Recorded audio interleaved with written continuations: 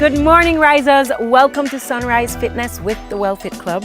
I am Camila McDonald, your personal trainer and lifestyle change coach. And today we are going to be tackling upper body burn. We're working our full upper body today through a circuit of 7 exercises that we're going to repeat a few times. Today you're going to need a pair of dumbbells, you're going to need your mat, you're going to need a sturdy chair, and I would love for you to grab some water so you can sip throughout the workout. So go grab your equipment and we will be right back after the break.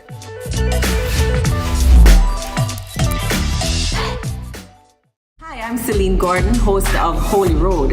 Hey everybody, what's up? It's your boy John Mark Wigan, host on the show Holy Road. Listen, people need to know what's happening in the churches and in ministry in all of Jamaica. It's an absolute blessing. We're really excited to share this. Tune in to CVM, see it happen.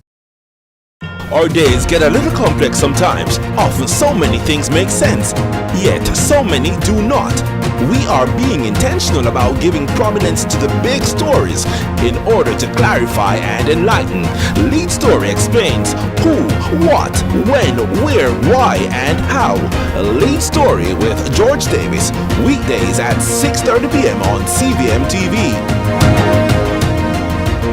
Hi, I'm Wayne. And I'm Tami. And we are the Mitchells. You can watch Meet the Mitchells right here on CVM TV every Wednesday at 8 p.m. Yes, you guys don't want to miss it. We will be having new episodes every week, so definitely follow along with our family. Meet the Mitchell family. Good morning, good morning, good morning. You're the sugar to my tea. Meet the Mitchell family. Friendly reminder.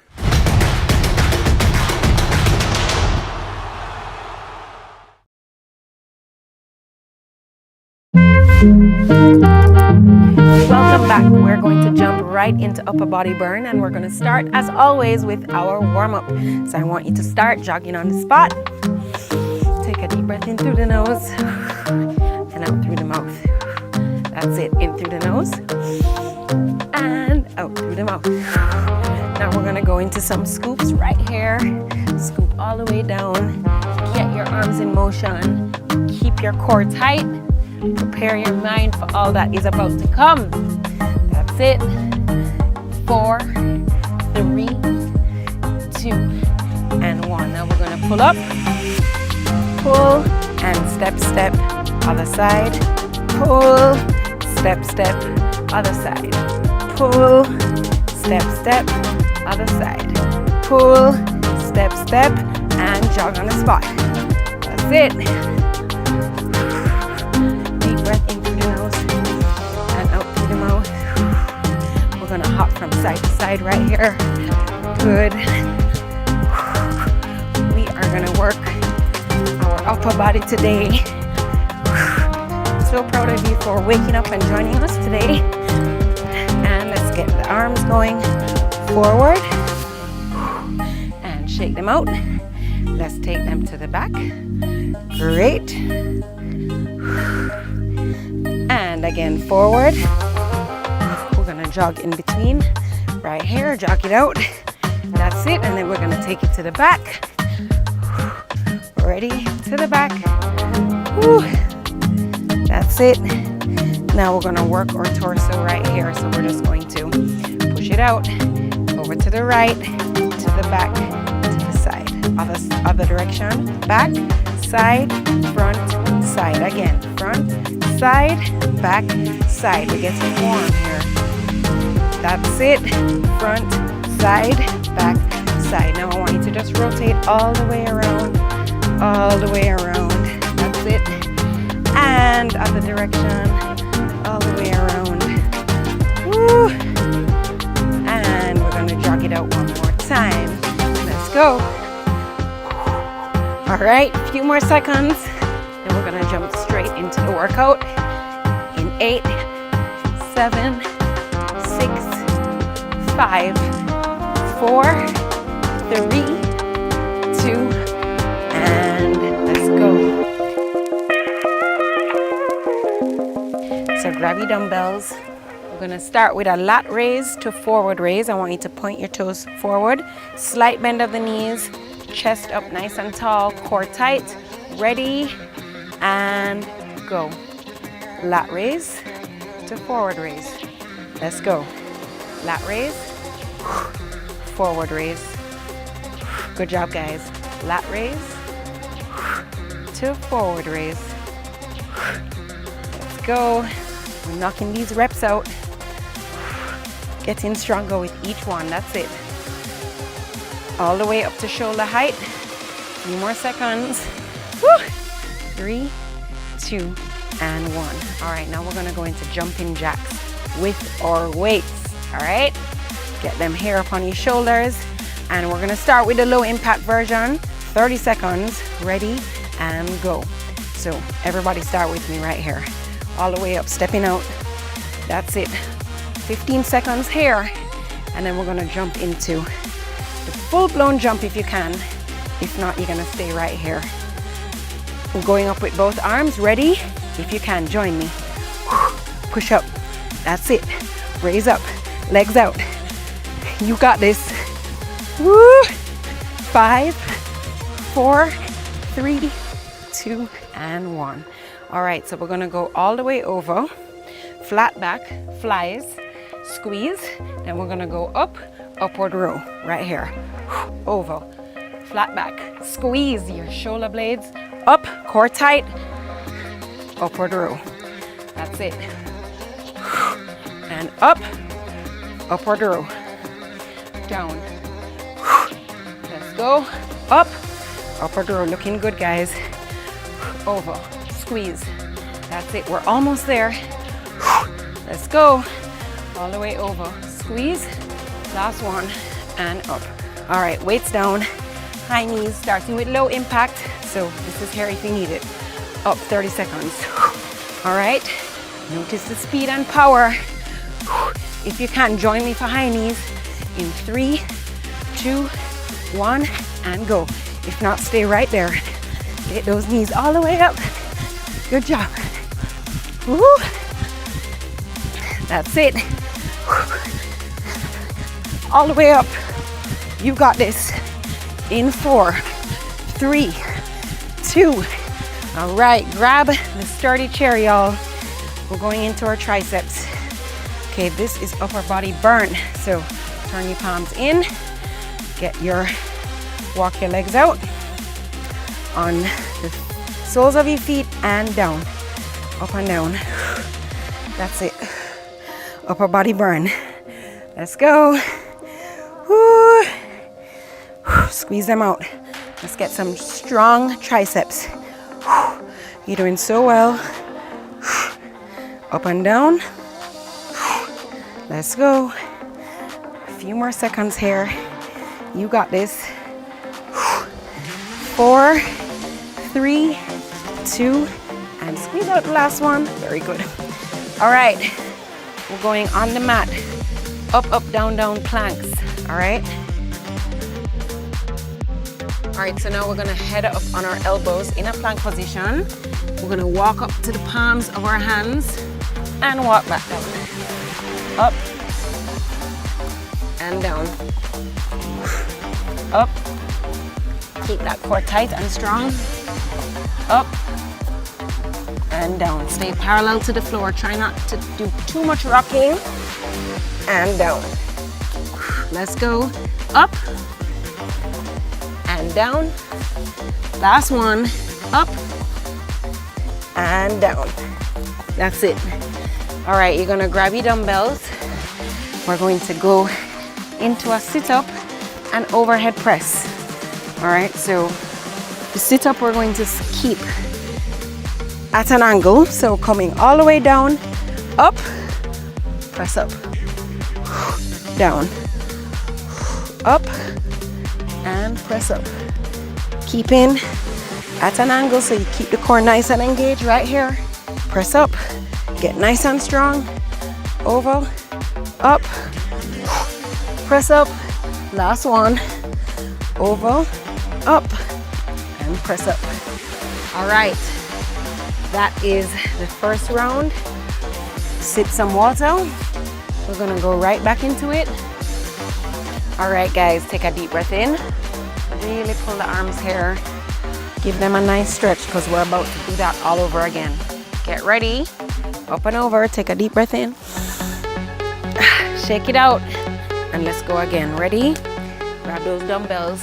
We're going into lat raise, forward raises. Slight bend of the knees. Chest up, core tight. Ready? And go. Lat raise and forward raise. We're stopping both at shoulder height. Right here.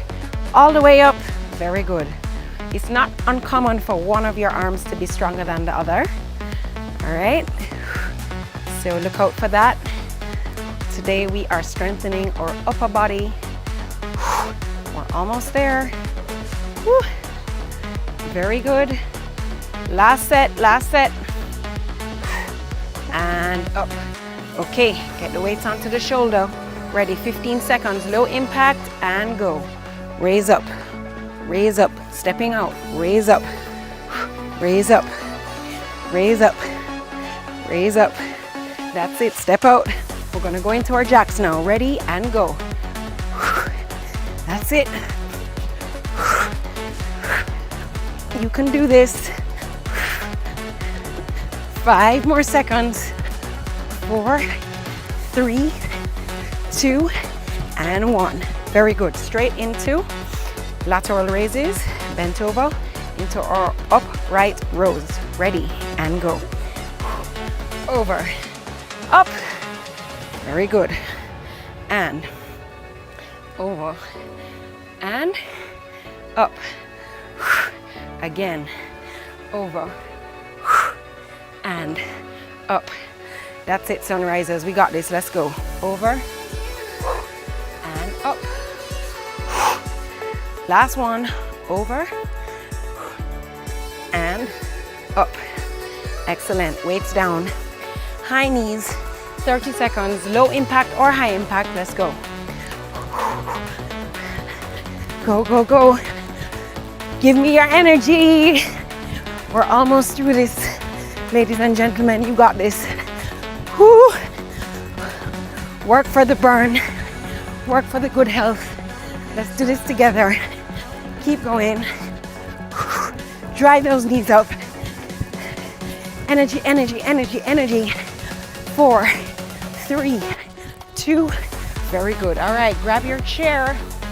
We're going straight into triceps. Ready? 3, 2, 1. On that elevated heart rate. Let's go. Down and up. Squeeze. Woo. Very good. Squeeze. Down and up. Very good. You got this. Down and up. Almost there. 10 more seconds. Stay with me, guys. Power through this. You're getting stronger if it's burning, okay? This is not the time to quit. All right, let's go.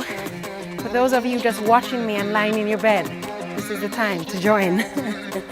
Ready? I'm inviting you.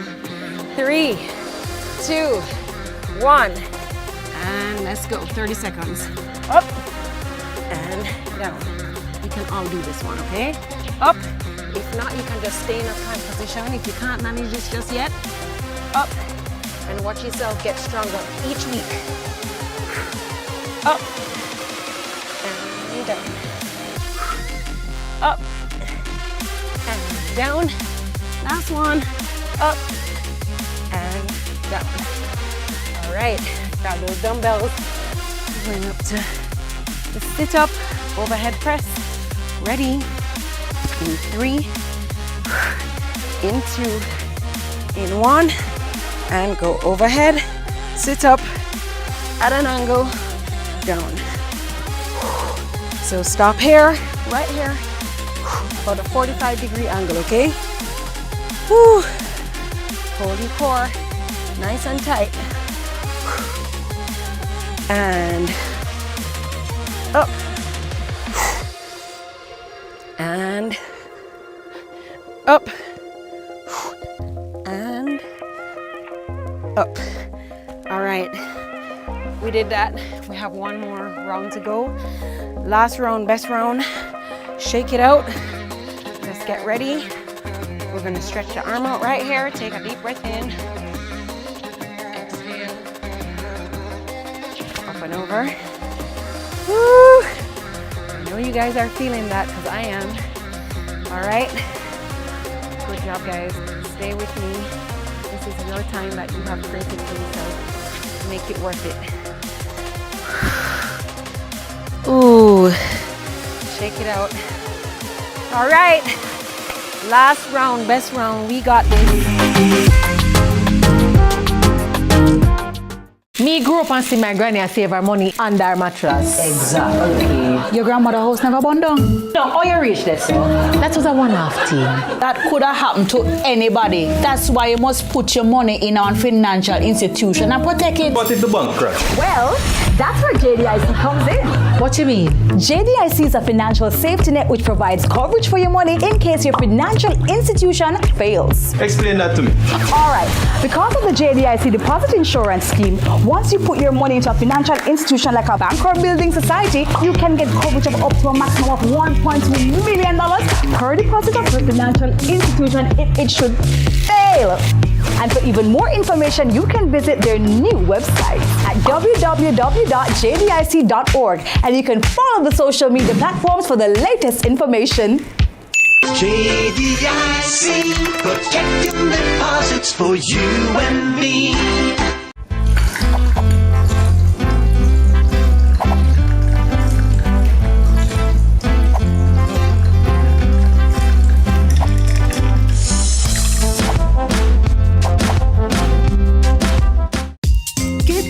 And get creative with your floors, walls, and all the spaces in between. Our knowledgeable sales consultants are happy to help create your beautiful finish with the latest designs in first quality porcelain, wood look, vinyl, mosaics, natural stones, and countertops. At Creative, you will get every tile you need for your residential or commercial projects. Creative Building Finishes, your one-stop shop for everything tiles. Visit our showroom at 5 Red Hills Road or call 876-929-5553. Get tiles, get creative. Ready, we're starting with our lat raise and forward raise. Let's go, guys. Take a sip of water right now if you need it real quick, not too much. Toes pointing forward, slight bend of knees, chest up, abs tight. Are you ready? Let's go. Lat raise and forward raise. Let's go. Lat raise and forward raise. Let's go. Lat raise and forward raise. Woo. Lat raise and forward raise. Let's go. Lat raise. Last one. Forward raise. All right. 15 seconds. One at a time, isolation, and then we'll join them together. Ready? Go. Right and left. Right and left. Let's go. Right and left. Right. If you can, join me for jacks. Try and push it out. Last set. Ready? Go. You got this. Push it. Push it. In 4, 3, 2, and last one. Very good job. All right, now bent over flies to upright rows. Are you ready? Let's go. Over, up, upright rows. Get those elbows all the way out to the side. That's it. Nice and strong. We're working on those tone arms. Okay, out. That's it. Up. Let's go. Over and up. Almost there. Over and up. Let's squeeze out last one. Over and up. All right, weights down. High knees straight into it. Go. Push it, guys. Last set, best set. You got this. Just take a deep breath. Imagine your most fittest, healthiest self. And let's go after that person. Let's go. Move with purpose. Let's do this. Drive those knees up. Woo. Almost there. 5, 4, 3, 2, 1. Excellent. Triceps. Let's go, guys. We almost have completed this circuit. We just have a few more exercises. Ready, and go. Down and up. Ooh. That's it. I know you can feel your heart racing. It's the one sure way that we know we're alive, right? Our hearts are beating and we're breathing, so we give thanks. Down and up. Ooh. That's it. 10 more seconds here. Work through it, work through it. In 4, 3, 2, and 1. All right, put that chair to the side. Step onto your mats. Up, up, down, down planks. Ready? In 4, 3, 2, and go. Down and up. Let's go. Down and up. Focus. Down. Keep your spine neutral and up. Let's go. Down and up. Whew. Down and up. 2 more. Down and up. Last one. Down and up. All right, so we're gonna roll onto our backs for our final exercise of the circuit and of this workout before we go into our cool down. And we're going into our sit-up with our overhead presses. Ready? Whew. And go. And up. Down and up. Focus. Down and up. Down and up. Let's go. Down and up. Last one. Down and up. If you still have strength in your arms, give yourself a clap. You did that. I know. That was good. That was a challenge. But that's what we're here to do. We're here to challenge you because there's no change without a little challenge, okay? So let's take a deep breath in right here. Exhale it out. Let's deep breath in again through the nose. And exhale it out. We're gonna stretch the arms across right here. We are so grateful for every single session, every workout that you join us for. Let's go up and over. Just cool down right here. Whew. Let's start to visualize what we want from our day today. Make sure that your choices reflect all of your goals. And never make a decision in the moment just for the moment, okay? Always think about your future and what you're striving for. That's it, give it a stretch. So now we're gonna twist our torso. You're gonna take your right palm, put it by your left knee, take your left palm behind you and twist looking over your left shoulder. That's it. And other side. This is one of my favorite stretches. All the way. Nice. Let's take one last breath in, getting your belly involved. So we're gonna, on the inhale, you're gonna expand your tummy. And then on the exhale, we're gonna let that oxygen out. Okay, ready? Inhale. Feel your belly rise and exhale it out. Thank you so much for joining us for another workout here on Sunrise Fitness. But do not go anywhere. We have a very, very important wellness tip after the break.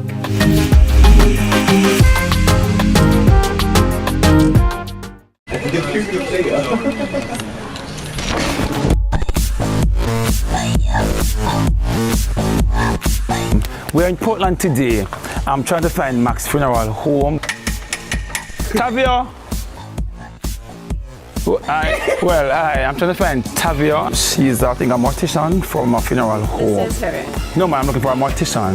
This is her. All right. The owner, mortician, embalmer, restorative artist, cosmetologist. All right, you have said too much something one time. I want to break it down little by little. So you're the owner right now. He's upgrade. Run up and down, play cricket outside. Play cricket and football and climb tree. Yeah. But you're a tomboy too. I was. You were, but look at you now. Yeah. As a doll now.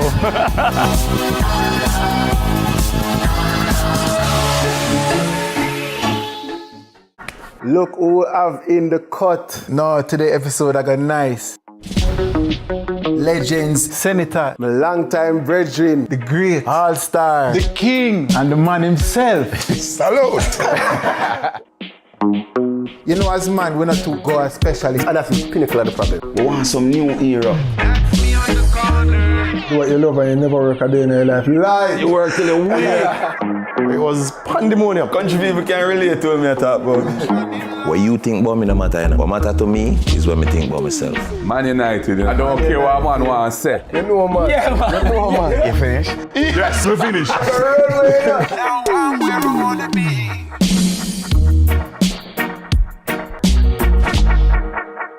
The Cut is brought to you by Flo and Guinness. Jamaica's favorite drama, Your Guilty Pleasure. All that having a baby now is going to do for you is make you a prisoner of this apartment. Long run shot, kid. Royal Palm Estate is on CVM every Tuesday and Sunday at 9 p.m. Bollywood has never been this good. Catch Made for Each Other weekdays 1 p.m. on your drama station CVM. Brought to you by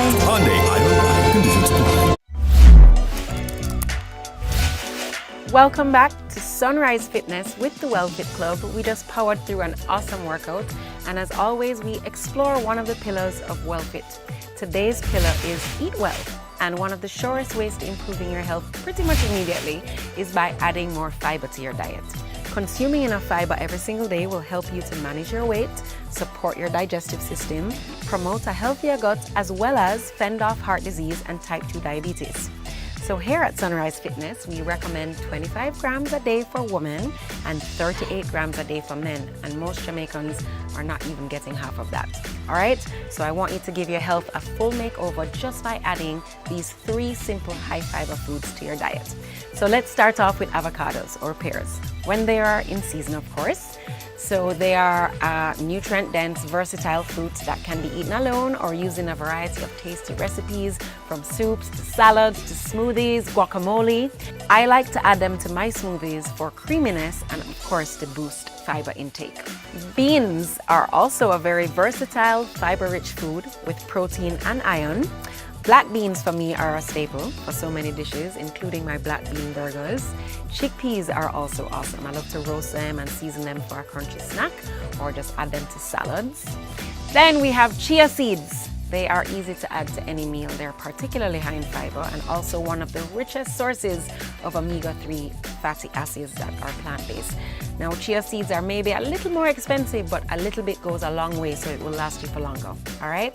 So again, that is fiber. Try and add avocados or pears. Try and add lots of beans to your diet, and definitely chia seeds. All right? Thank you so much for joining, and I'll see you for another workout right here on Sunrise Fitness with the Well Fit Club.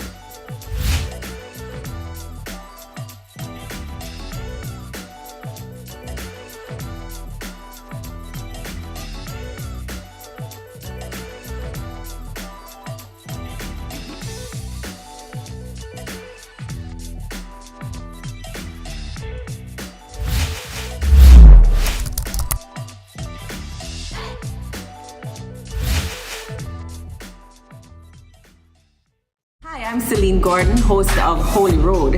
Hey everybody, what's up? It's your boy John Mark Wigan, host on the show Holy Road. Listen, people need to know what's happening in the churches and in ministry in all of Jamaica. It's an absolute blessing. We're really excited to share this. Tune in to CVM. See it happen. With a chance. Damari Gray scores! Kel Antonio, and it's a goal! And the Reggae Boys take the lead. And Jamaica puts this one on ice.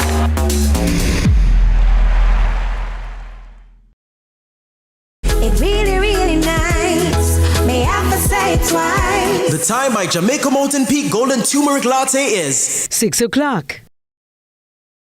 Putting it in my stroll. I'll be high stepping, y'all. Letting the joy unfold. I'm living my life like it's golden. Living my life like it's golden. Living my life like it's golden. Living my life like it's golden. Living my life like it's golden. Golden. Living my life like it's golden. Living my life like it's golden. Living my life like it's golden. Living my life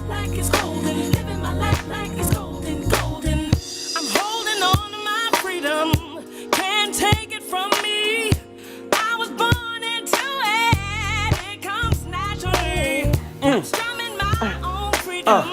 Came the God on me, representing his glory. Because what? Yeah. What? Come what? on. Living my life like it's golden. Living my life like it's golden. Living my life like it's golden. I love this song. Doesn't that take you back? Yeah. Yo, that whole time of music, there was just something right in the universe. It was the neo soul era. The neo soul era. I love it. That featured Jill Scott, Erykah Badu, India Arie. Listen, that was my jam, you know. When I was in college, you know, that was my vibe. And then I threw in some of the guys in there. So The Roots was in there for me. Common was in there for me. Music Soul Child. Oh. Yeah.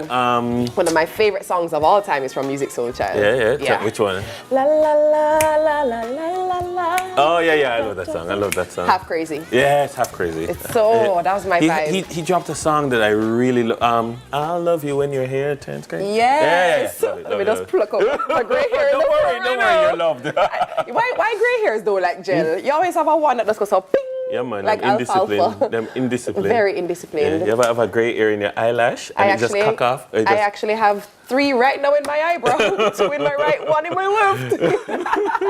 These big people. Yeah. Very big people. But rise and shine, sunrisers. Good morning. We are living our life like it's golden, and what a golden way to start your day with a beautiful sunrise. As we said, Jill Scott herself said, beauty is an understanding of what you have, and it's forgiving yourself of what you don't have and appreciating all of it. I like that. I never heard that one before. I like it. Some wisdom there from Jill Scott. I mean, you have to appreciate what you are. Like I said to people, like, at this big age of my life, I know what I'm good at. Yeah. And I know what I'm not good at. And and you're okay with that. And I'm okay. You understand? So like I'm like, you know, certain things that I used to feel bad about or cuss myself about. I'm like, look, I know that especially like I need my wife for these things. Yes. Please remind me of this, please remind me of that, so forth and so on. When you keep me on track, I will execute. That's right. But like, I am not good at that part. 100%. And this is why teamwork works. Yeah. This is what marriage is, eh? It's a teamwork. It's a team effort. It is, really. I mean, even in the workspace, you know, some of us are sometimes, we are really good leaders. And we think that we're really good managers. And you're in a managerial position, but you're not managing because you're really a leader. And leadership and management, 2 different things. And you need to know what you're good at. You know, some people, you're a good talker. Talk. Let somebody else do the right thing. Sure, no problem. Just be a good talker. I'm kidding. No. I'm kidding. But I must admit, I've always had the gift of gab. Yeah. I was one of those people, though, where every single report card said, these are great students. She has so much potential. But she talks too much. That was me. Look at me now. That was me. Look at me now. This is what we get paid to do. Talk. Yeah? We made it. Big up to all the people who got that on report. They talk too much in the back of the class. No, some of them are the best lawyers.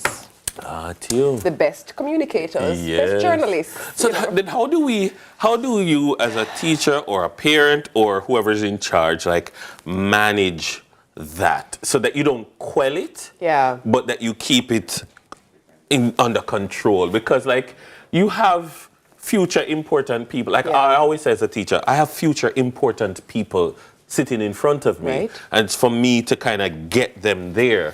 So like, I think it's the thing is identifying those qualities and allowing them to understand time and place. So it's the management of it. So you don't want to suffocate someone's natural gift. And I don't care if anybody wants to say just use chattings. No, it's a gift. You don't want to suffocate it, but you want to help them to navigate the when, the how. And also the importance of listening as much as you talk. For me, it's really hard, like, again, from teaching experience, it's really hard, like, especially at 6th form level when you're trying to develop the writer in a young person. And you're trying to not force them, turn them into you. You're trying to develop who they are, but you're trying to steer them away from their bad habits, to develop their good habits, and to make them not try to copy somebody else. It's very hard. And then as an editor, you know, whether it's in a newsroom or a magazine or whatever, you have writers and they're giving you their copy and you're trying to steer them in a particular way. No, it's not easy. It's not easy. Big up to all the people who are out there developing talent. I was thinking about it when we interviewed Edna Manley. Yes. And I'm like, yo, you're there developing artists who may become great. I mean, they may not, but you have to be careful that you don't kill the good stuff. And you know? You can't, yeah. So, you know that it is National Earth Day. Yeah. And I would love to share with you guys. Oh, I should have actually sent the photo. Why didn't I send this photo to my producer? So, you know, I love nature. I'm a nature girl. Yes, I think everyone who knows me, yes, You're I am the tree hugger. I am. I love all things nature. I love the ocean. Me is the original River Muma. Yeah. I love those things. I love a good hike. Yep, that's right. You see, the math is mapping. And on the weekend, I actually went to a butterfly sanctuary in Key West. And let me tell you how, if you guys thought I loved Earth before, and if you guys thought I loved nature before, it was not the first, that's an untruth. It was one of the occasions where I was immersed in something that made me feel, I kept saying over and over, this must be what a part of heaven is like. There were butterflies everywhere. There were birds everywhere, flowers everywhere, and they were just flying all around me. And then, not one, not two, few of them landed on me, and I literally felt like I could cry. It was fantastic. And then your response even now. Oh, it was fantastic. And then I remember the lady who was in the room, she looked at me and she was just like, oh, wow. She was just like, they really like you. And I was like, they do. And she was like, you know, that doesn't happen very often. She was like, it means that you have really good energy. And I was like... You go with your good energy. Well, don't worry. We got a picture and here it is. No, I'm joking. I was going to say, I don't need my phone yet to order my bit.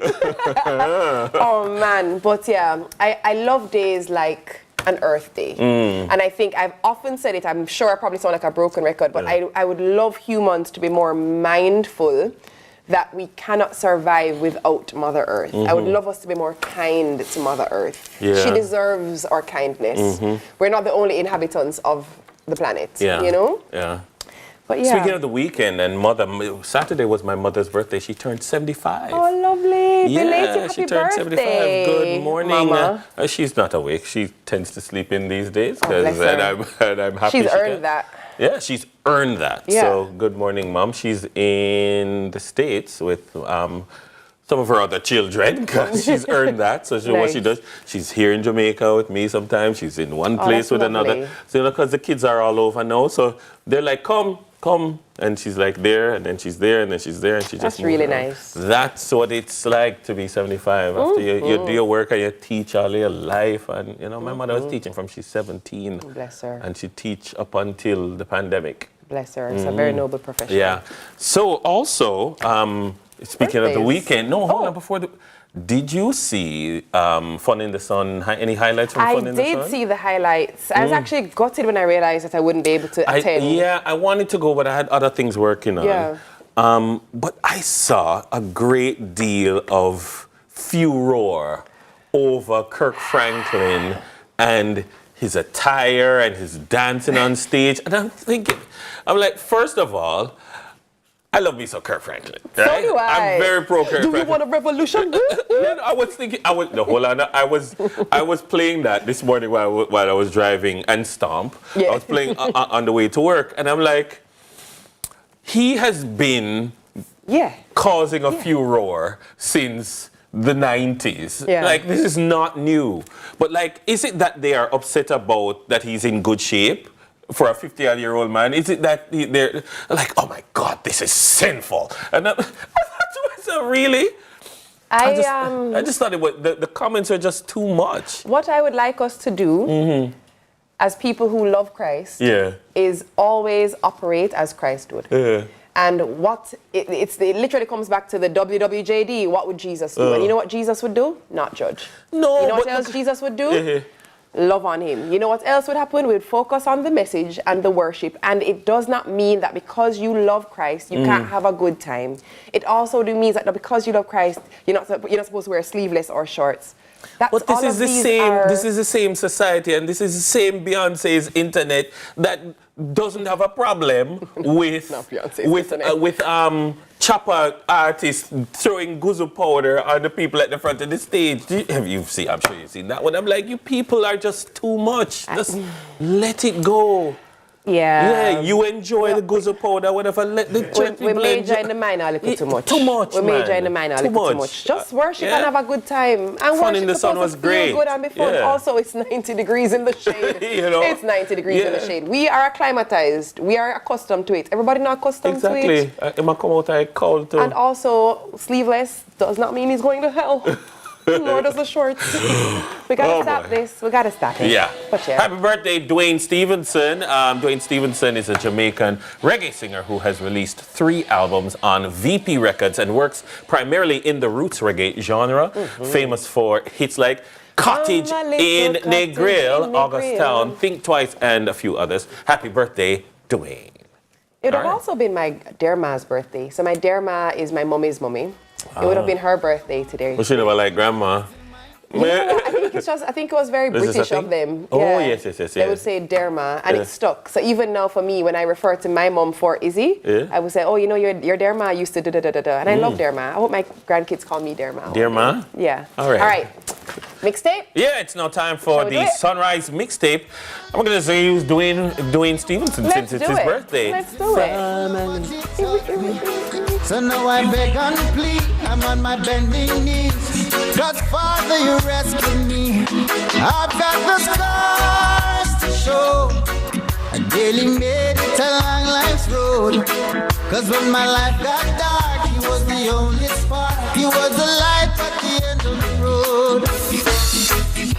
When I was a young boy, from a little cottage in Negril, I wrote these lines to you. Yeah. From a little cottage in Negril, I realize I love you still. From a little cottage in the hills, way down west in Negril.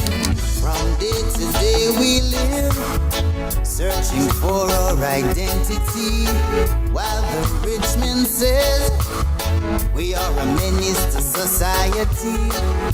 But they don't know what it's like, what it's really like, what it's really like to face real ghetto pain, to face real ghetto pressure. You turn away, say you wanna dance. You don't ever want to argue. You wanna love the night away, but girl, I won't stay. You say you wanna dance. You don't wanna talk it over.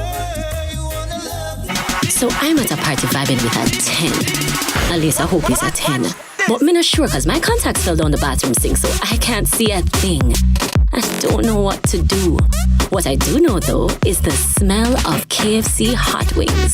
Delicious, irresistible wings I can enjoy with my eyes closed. KFC hot wings, a wing for the win. Choose your life insurance coverage, apply, and pay online. Live the e-life with Sagicor Life. The time by Sagicor Life is 6:15. In need of a loan? AIM Financial is the place to go. We have loans from $20,000 to $3.3 million. Get a loan to pay school or college tuition, medical expenses, bills, fix up your house, buy furniture and appliances, repair or buy a car. And when you're done, take a vacation loan. AIM has a loan for any purpose. Call AIM today. You won't find a better deal elsewhere. Guaranteed. As a civil servant, we know that making the most of what you earn matters. It is why at the Public Sector Employees Cooperative Credit Union Limited, we give you better rates and less fees. Up to 10 times your share in unsecured loans, up to $2.5 million in unsecured loans, and up to 8% on your savings and investments. We will be with you every step of the way. If you are a public sector worker, become a member today and let us help you move your finances financial life forward.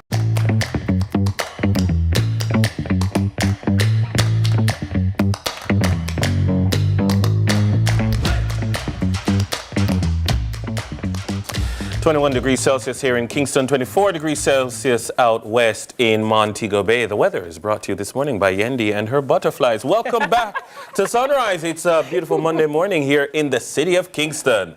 It's now time for the headlines with our girl TK. Good morning. Great morning. Yeah, I don't know anybody who like Mondays more than Dennis Brooks, you know. He's a Mondayer. You're a Mondayer. I love that. All yeah, right, let's somebody jump has into to be. And I'm glad it's you. Let's jump into the headlines. Headline 1, breaking down the DPP debacle. A recent statement Debacle? issued by Is it a debacle? Hello, I'm reading the people empties, okay? Please and thank you. Wow.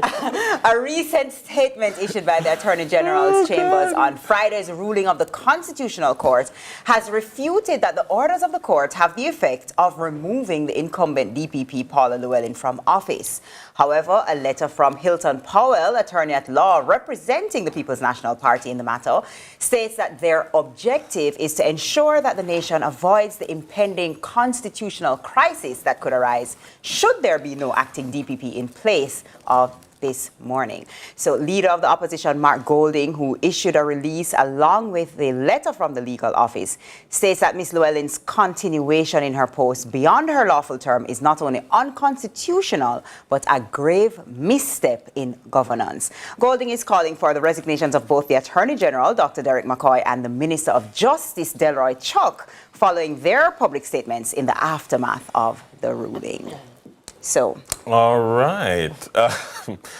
I'm sure that there will be an acting DPP probably in the hours to come. I'm sure there's an announcement coming. I mean, but it is fairly a debacle in terms of, should she be able to continue? Should she not be able to continue? Is it? I mean, that's what has been happening between the both sides. I don't call that a debacle. The judgment came on Friday, right? And we are on Monday morning. There are legal minds disagreeing on what a judgment means, which is the nature of law. Like, that's literally what lawyers do. You seek an opinion, somebody else has a different opinion, we have countervailing opinions coming forward, and these matters are litigated, and then a judgment comes and says, and then sometimes there's an appeal, and there's another appeal, and sometimes you can appeal until you get to a point where this is what it means. And then somewhere else in the law, how I understand the jurisprudence, and I am not anything proximal to an attorney, but somebody says, yeah, but in that jurisdiction over there, something similar happened, and they ruled that this. And then somebody else says, yeah, but in a jurisdiction more similar to ours, that happened, and that's what that's what the law means. So I don't see anything debaculatory, I just made that up, about the issue. A judgment came and people are disagreeing about what the judgment means, which is what lawyers do. And so do your lawyer thing, but in the meantime, let's ensure that we do have a DPP whose tenure is beyond question, which I think is what's going to happen within hours, not days. I just think... I think the biggest takeaway from the entire conversation is that we have a constitution and it ought to be upheld. Yeah. No matter what angle, which ministry, where anything is concerned with the running of the country, that's why there's a constitution.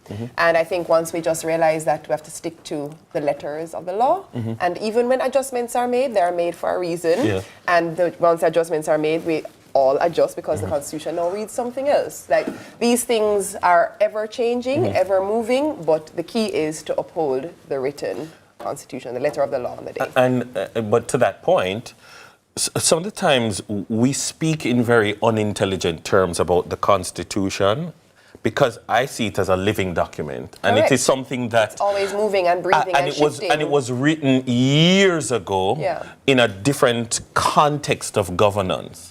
Now, if this is the supreme law of the land, now we are going to constantly be moving and adjusting and changing the way we govern and trying to take governance in new directions. And someone might say, I don't think that's constitutional, and I'm going to test it, which is also what lawyers do. They test these things to see if.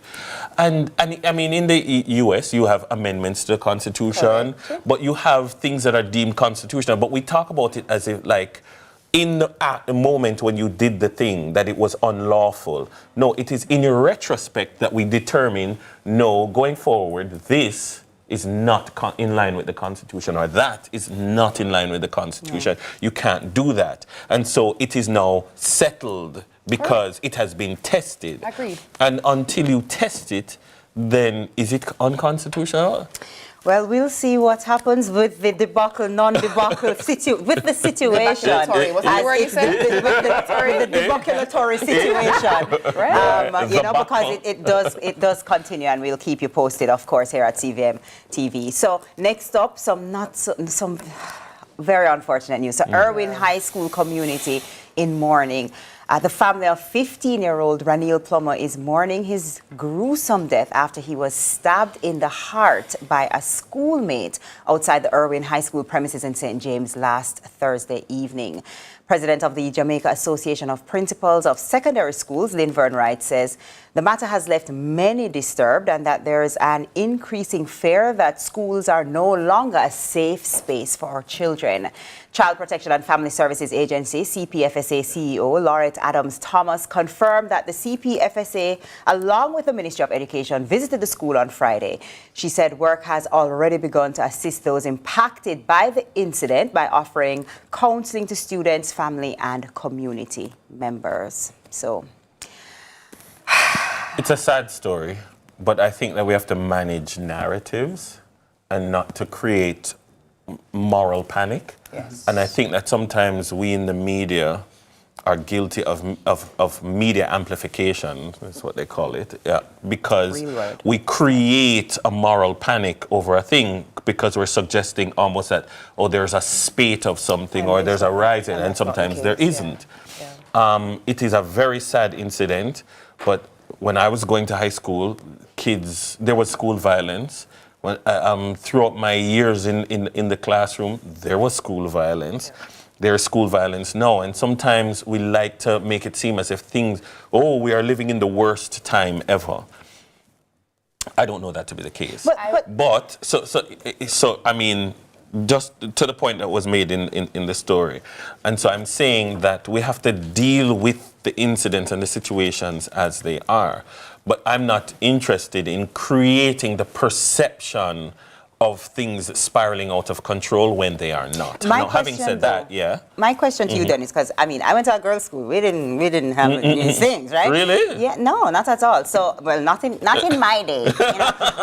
But my question to you is, I mean, yes, there was violence, but was there things like killings per se, like being stabbed and murdered and killed in schools? I feel like it's different. Yes. I actually remember incidents happening when I was in school as well. But I think the difference is this.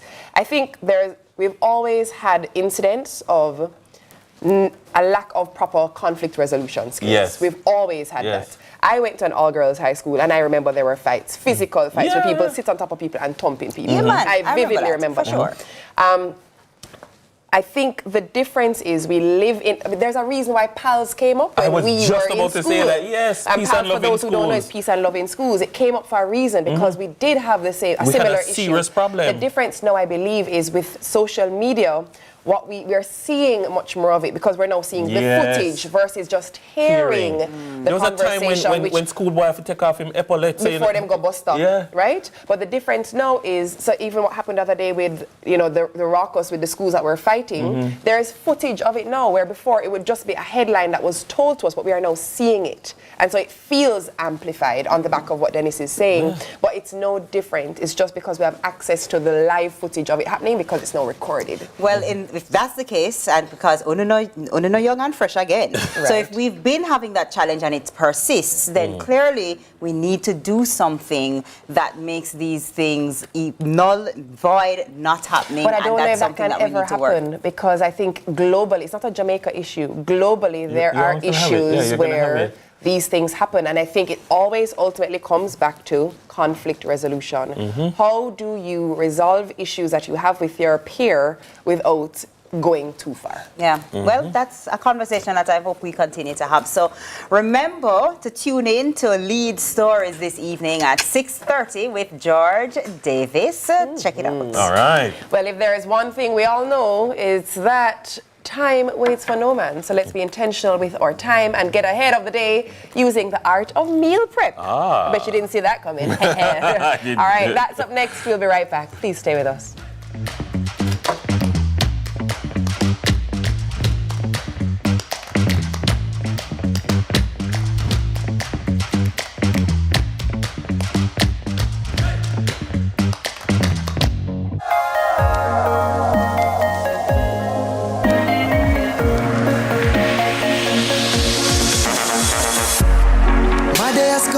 Has begun, I've traveled the seas, I've traveled the waters.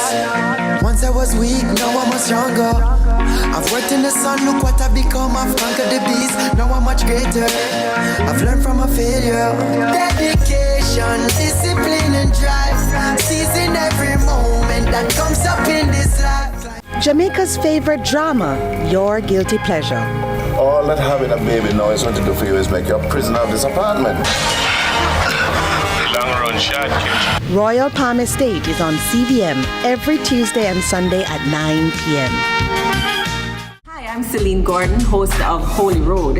Hey everybody, what's up? It's your boy John Mark Wigan, host on the show Holy Road. Listen, people need to know what's happening in the churches and in ministry in all of Jamaica. It's an absolute blessing. We're really excited to share this. Tune in to CVM. See it happen. Hi, I'm Wayne. And I'm Tami. And we are the Mitchells. You can watch Meet the Mitchells right here on CVMTV every Wednesday at 8 p.m. Yes, you guys don't want to miss it. We will be having new episodes every week, so definitely follow along with our family. Meet the Mitchell family. Good morning, good morning, good morning. You're the sugar to my tea. Meet the Mitchell family. I am the only dog. But I'm going to fix our business fair, you know. More comfortable. More comfortable for what, Pastor? Jamaica's favorite drama, Your Guilty Pleasure. Royal Palm Estate is on CVM every Tuesday and Sunday at 9 p.m. What's your story? What's your sign? Dreamers. People say we're doing this in our own way. We come alive. We come alive. We come alive. We're doing this in our own way. We come alive.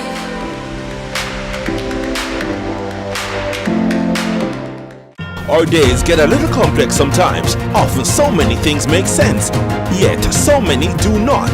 We are being intentional about giving prominence to the big stories in order to clarify and enlighten. Lead Story explains who, what, when, where, why, and how. Lead Story with George Davis, weekdays at 6:30 p.m. on CVMTV. I'm Celine Gordon, host of Holy Road. Hey everybody, what's up? It's your boy John Mark Wigan, host on the show Holy Road. Listen, people need to know what's happening in the churches and in ministry in all of Jamaica. It's an absolute blessing. We're really excited to share this. Tune in to CVM. See it happen. Bollywood has never been this good. Catch Made for Each Other weekdays 1 p.m. on your drama station CVM. Brought to you by Hyundai. I know conditions apply.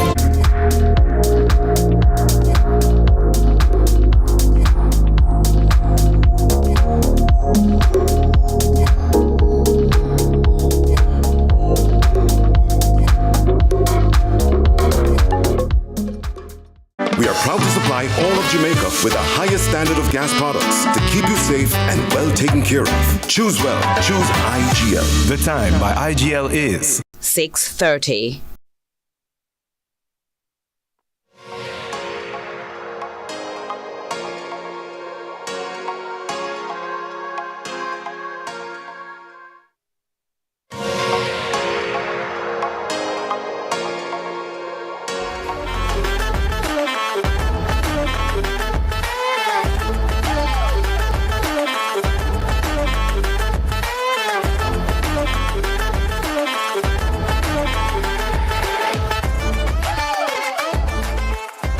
Right, so when they noticed a gap in the market for healthy food options in Montego Bay, DLE Cafe decided to take up the challenge to provide menu options that catered to vegans, vegetarians, and those trying to, make healthier lifestyle choices. So having mastered the art of creating delicious treats while providing an assortment of tasty smoothies, flavorful wraps, appetizing flat pizzas, and gourmet indulgences, they have expanded their offerings to the people of Kingston. Yay for us! So this morning, they'll be serving up in the Sunrise Kitchen the art of meal prep. Joining us is the co-founder and managing director of DLE Cafe, John Anderson, and food and beverage manager, Giovanni Grant, and also their chef, Kurt Williams. Good morning, gents. How are you? Good morning. Chef, we'll soon come to you in the kitchen, but first let me find out what the jig is. John, walk us through why you guys even decided to open DLE. Well, we saw a need where persons were looking not like themselves, and we wanted to offer healthier meal options. And so my co-founder, the wife, she brainstormed how we can deliver that at a larger scale. And so we developed the menu with all the different things on the menu and offer it to the public. When you said develop the menu, I know, Giovanni, you're food and beverage. How does one decide what goes on a menu? How do you decide how to trim it down to the offerings that people really love? Because there are so many options out there. Really, it's trial and error. Yeah. So we look, with the help of Mrs. Anderson, we look for what goes best together. We can talk about ackee wrap and all of that because we know we're used to saltfish with ackee. Right. So we said, okay, let's go with bacon. But you're thinking, how can it be vegan? So we use coconut and we bake it to perfection. As about to be like, bacon healthy? They typically don't go in the same sentence. So that smoked coconut in the ackee wrap. Ooh, perfect. That should be really good. I know we mentioned meal prep, and you guys are now heading to another side of the business where you're helping people to meal prep. Literally, meal prep feels like something that's overwhelming to me as an individual, but you guys are simplifying it for people, yeah? John, talk to me about that. Well, what we pretty much do, because meal prep will help you to save money, save time. Yeah. So what we do is we say, listen, while this is overwhelming for you, let us do it for you. Yeah. So we offer different meal preps. Now we like a 3-day meal prep, 5-day meal prep. So what you do is we offer a meal prep menu or a meal plan menu. So you look at that, decide what you want, and then we customize it for you based on that. One of the things that we always emphasize is that keeping our food fresh. Yes. So we try not to expand it too much. So we do a 3-day and a 5-day. So we say, okay, if you're doing a 3-day, pick up your first or second meal on day 1 and then your third on day 3, and the same for the 5-day as well. Because we like to keep things fresh. Yes, for sure. And when you say pick up, obviously now we have a Kingston option. Giovanni, talk to me about the Kingston option, because I love that it's not just everybody in the West getting the goodness. You understand? Tell me about the Kingston location. For the Kingston location, it's the same menu. Whatever you want, we can add. Say, for instance, you want to add chicken to your vegan option. We have that there. Okay. You can pick up. In the future, we'll have deliveries available as well. And where are you located in Kingston? We're looking at Phoenix Avenue. Phoenix Avenue. All right. But you know where the good stuff is located right now is the kitchen. Let me tell you guys how good in here smells right now. I'm going to throw on over to Dennis, who is with Chef, who is about to bring me my breakfast. Let me, just drop that out there. Dennis? Definitely. Good morning again, everyone. I'm here with Kurt, Chef Kurt. Welcome to the kitchen. Thank you very much. So you've got a couple of things going on. Ladies and gentlemen, I have tasted the toasted coconut. Bacon. It does have a bacon flavor. It does have that. How did you get that, first of all, before we even, go in that direction? Tell us about the genius of this. It's very simple. You just put it in the oven. It toasted with a little smoke flavor, and you get that bacon taste. It's very simple. So we've got our waffles going. Can you pop it open and let us see it? All right. So we've got the waffles going. It's a pumpkin waffle. It's very spicy with nutmegs, local spices. Nice. All right. All right. You can keep it. Let that finish. It's done. It's finished. All right. So you can drop that there. And meanwhile, we are working on an The Aki Aki wrap. wrap. Okay, so Yes. let's see the building process. Let's do the waffle first. Oh yeah, like what's fresh and hot. Yes, Yeah. 'cause you need to carry your breakfast to the end. See? Right? All right. So what are you serving it with? We'll serve it with bananas, ripe bananas, and a tamarind compote. Oh. Okay, all right. Awesome. Yes, for the tamarind compote. And so, so you are going to be the person working in Kingston, in the right? Kingston.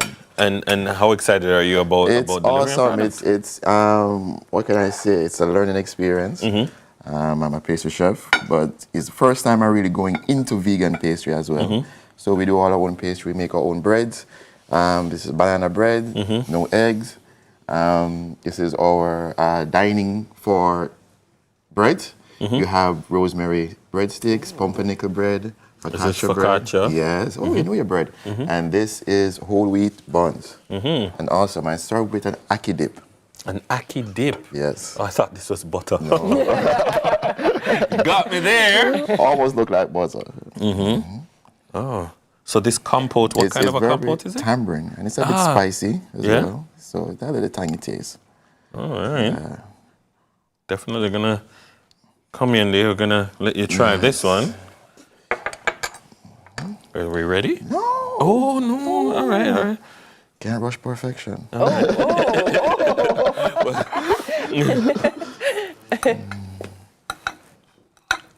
right.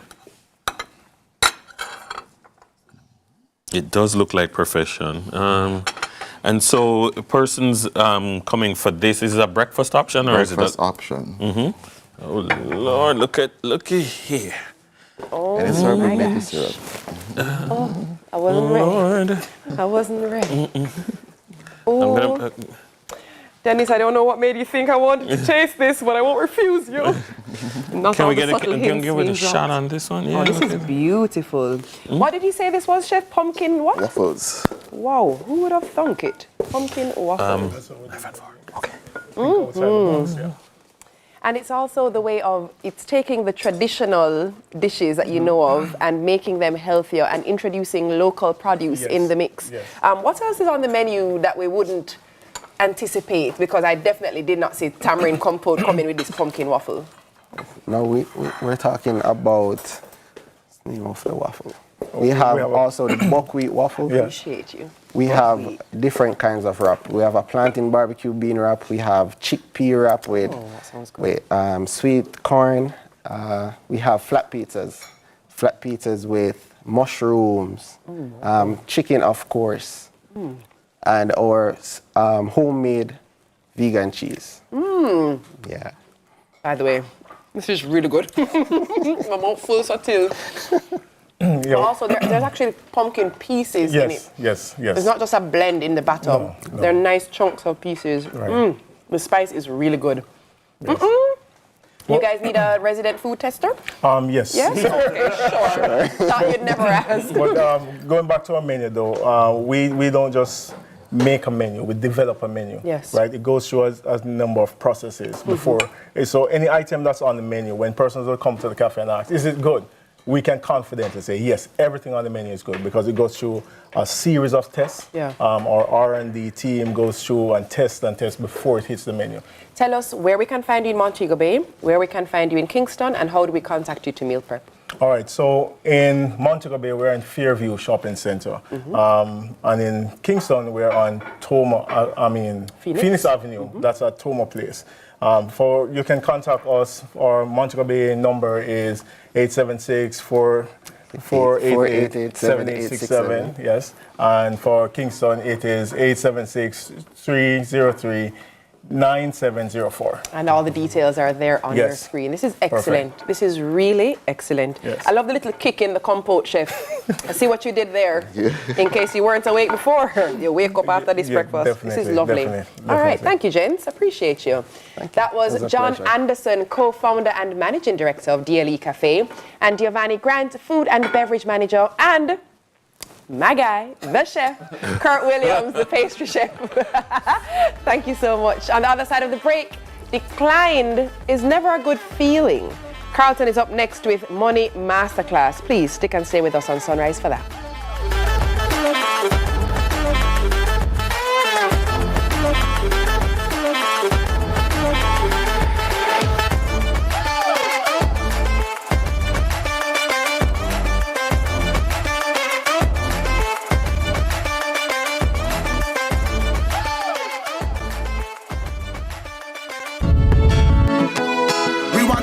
Jamaica. Yeah. Yo, what are you? Oh man, none of that. No, brother, no, man. You see you ever play ref? No figure game, yeah, but I look a bad game. No, I said, Pierce, you come from, brother. I want to live good, man. I want to live good, brethren. No shake hand, I can play a little bad, brethren. Really have to shake hand? Yeah, man, and no badness, brethren. Just live good, man. Come together as one and make the violence done. Recycling partners of Jamaica. Yeah, we got to make a change, and we have to do it now, can't wait for later. We put plastic in its place, and we all can agree that will be safer than in the gullies and in the drains. Recycling partners of Jamaica. We put plastic in its place, yeah, the place have to clean. PET, the top of the ethylene, HDPE, buckle of it get screen. Baby to granny, everybody roping. Yeah, we got to go green, you know what I mean. See the sign from the bin, if we drop it in through car window, you flick, that another thing. And we don't want no garbage in this game. No, we are the little bug, them are not the same. So listen up, Jamaica, I'm saying it's time to make a change. Recycling partners of Jamaica. We put plastic in its place, and we all can agree that will be safer than in the gullies in the every veins. Recycling partners of Jamaica. We put plastic in its place. There are certain moments in life you'll cherish forever, like finding love, realizing your life is going to change forever, creating your dream home. These are your great moments, and helping you to achieve them is ours. Chris and Charles, powering great moments since 1992. When you think loans, think Chris and Charles. No more fear of missing out. CVMTV News is on YouTube. Get up-to-date news, sports, and business content at CVMTV News anytime, anywhere. Subscribe now to CVMTV News to see it happen. I am the only dog. What's up, we fix our business fair, you know? More comfortable. More comfortable for what, Pastor? Jamaica's favorite drama, Your Guilty Pleasure.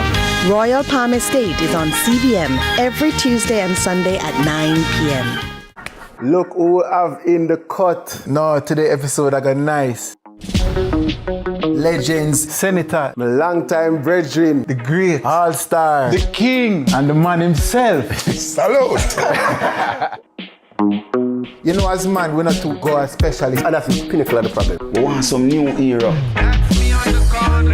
Do what you love and you never work a day in your life. Lie! You work till you're weak. It was pandemonium. Country people can relate to me, I talk about. What you think about me no matter, you know. What matter to me is what me think about myself. Man United, you know. I don't care what man want to say. You know, man. Yeah, man. You know, man. You finished? Yes, we finished.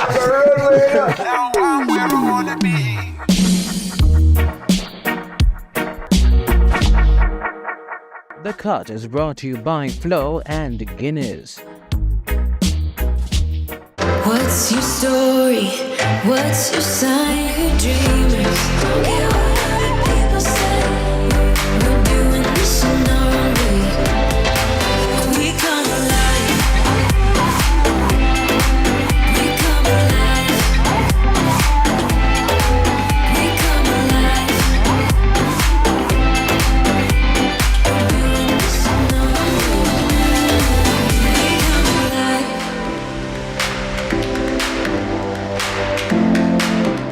Bollywood has never been this good. Catch Made for Each Other weekdays 1 p.m. on your drama station CVM. Brought to you by Hyundai, Ireland, conditions apply.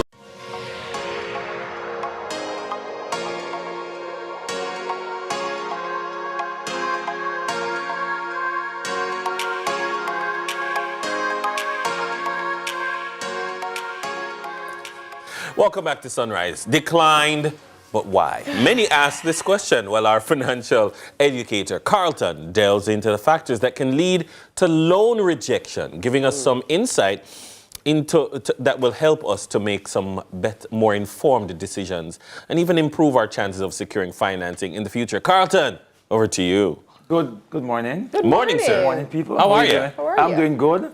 I love the fact that this segment is now after breakfast. So I'm waiting because last week I got a shot before I started. Yeah. So Monday there's a muffin coming over. Dennis, they want to do. Can give you a little hookup with some of that tamarind compote. That will give you a kick. Trust me, and I'm waiting on that right now before we start. Right. But until then, let's jump into it. So for many persons, you will apply for a loan at some point, and you may have heard declined or no, or just get the loan. And then you may ask, what are the reasons? Sometimes the banks will just tell you you are not qualified at this time. But persons sometimes want to know why. What's the reasons so I can work on it? So let me help you. What are some of the reasons why the banks or the lenders will say you can't get the money? Let's jump into it this morning. So the first one is insufficient funds. You're not earning enough money. You don't really have the money. So literally, you're broke right now for what you're asking for. And that may not be what they want to tell you up front, but something you don't have enough money. Which leads into number 2, which is the impact from your debt service ratio. I would have mentioned this some time ago, maybe early January, but didn't get into the details of that. But what is your debt service ratio has to do with anything at all. Whenever you apply for a loan from a bank, the bank will look at your income and then all your other debts obligation. And then you need to be using only 45% of your gross income as loan repayment, including the existing loans and the loan that you're applying for right now. Let's jump into a nice quick example. So you earn $100,000. That means 45% of $100,000 is $45,000. That means this is your maximum that you should be paying with debt obligations, which includes your mortgage, anything that you currently have. You come in now, you want to look a car. You say, Carlton, I want a car. I want a car for $2 million. Boom, I take out my calculator, and I'll tell you, a car of $2 million will run you $43,000 per month. Your debt ratio is $45,000 right here. But you also have a credit card of a limit of $100,000. And with banks, you will take in 5% of the limit. In this case, it's $150, so it's $6,000. It's 5% of the credit card. So even though you're not using the credit card, you still have the credit card. But the banks will factor in the fact that you have this credit card, and the minimum payment is 5%, so it's $6,000. When I add this $6,000 of the credit card that you already have, and this new car payment that you want, may I say, but hold on, that's $49,500. You can't afford this car. Loan is declined right off the bat. So we will sometimes say, here what, get a cheaper car. So if I drop the car to maybe a $1.5 million car, it's $33,000 a month. Everything comes to $39,000, which is less than the $45,000 here. So that means you're now better able to afford this facility. So sometimes when they say, get a cheaper car, or they may say, reduce your credit card limit so you can qualify, do not feel... Right, I was thinking like sometimes we have, we have a credit card, $1 million on it. And we don't realize that impacts our ability to borrow. So you want to factor that in, and that's how your debt service ratio actually works. And you listen sometimes when the banker speaks to you, reduce the credit card, just listen because you want to secure the financing. One other thing is the lack of collateral when you are borrowing. So if you are taking on an unsecured loan, that is totally different because there's no security attached to that loan. However, if you're borrowing to buy a house or a car, you sometimes can be declined if the asset is not suitable to the lender. So you may be buying a car and the car is too old. The bank doesn't want to take on an old car, so your loan can be declined. So if the car is sometimes over 10 years old, insurance companies will not comprehensively insure a car sometimes over 10 years old, and the car must be insured comprehensively. So if that is the case, the bank will say, wrong, you're not getting the loan at this time. Also, you're buying a house, but the house is not in an area where the bank thinks that the property is of resaleable value, or the value will not increase to cover the loan just in the event of. Or if you do not pay, will somebody want to buy this house located at this particular area? I will not call any names. But this is the harsh reality of where we currently live. But isn't it such a catch-22 because, you only can afford X amount for the car. They're not going to insure the vehicle, but a car younger than 10 years is going to cost you more. You can't afford the house. You can get another house in another area for less, but they don't want the house in that area because of the risk. It's a catch-22. What do we do? So what they will say, here what, I will finance less on this house and you find more out of pocket. Because just in the event that when you can't pay the loan, for example, and we have to sell, you cannot get premium price for a house in a particular area. Because the reality is, if this house is on the market and I say, Dennis, one nice house here over X, Y, and Z, Dennis is not going to buy the house. You indeed, talk the truth, you're not buy the house because you're not living in a particular area. So because of that, it's a difficult space to be in when it is that you are financing assets of a certain value at a certain place and location. So think about that as well. And the banks or lenders have a responsibility with depositors' money to ensure that if I lend the money and you can't pay, I must be able to be in a position to replenish the money in case you want back your money. Because I remember the banks lend your money. All right? Number 4 is the loan purpose. If the purpose makes no sense, if the purpose is not where the bank needs to be. So for example, you're taking a loan of $1 million to do some home renovation right now. But when we look, you can't afford $1 million, only $300,000. They may say, here what? This $300,000 is not sufficient to do what you want to do, so I will not approve because the purpose doesn't make any sense because of the value that you can now afford. And they will not underlend. Because if I underlend you at this point in time, you will particularly maybe run up debt somewhere else because you want to finish the project. So if the purpose doesn't come together, they will not lend as well. So you have to scale down the project. Your jobs, you have to scale down the project or just scrap it altogether and reel and come again. Number 5, your job stability.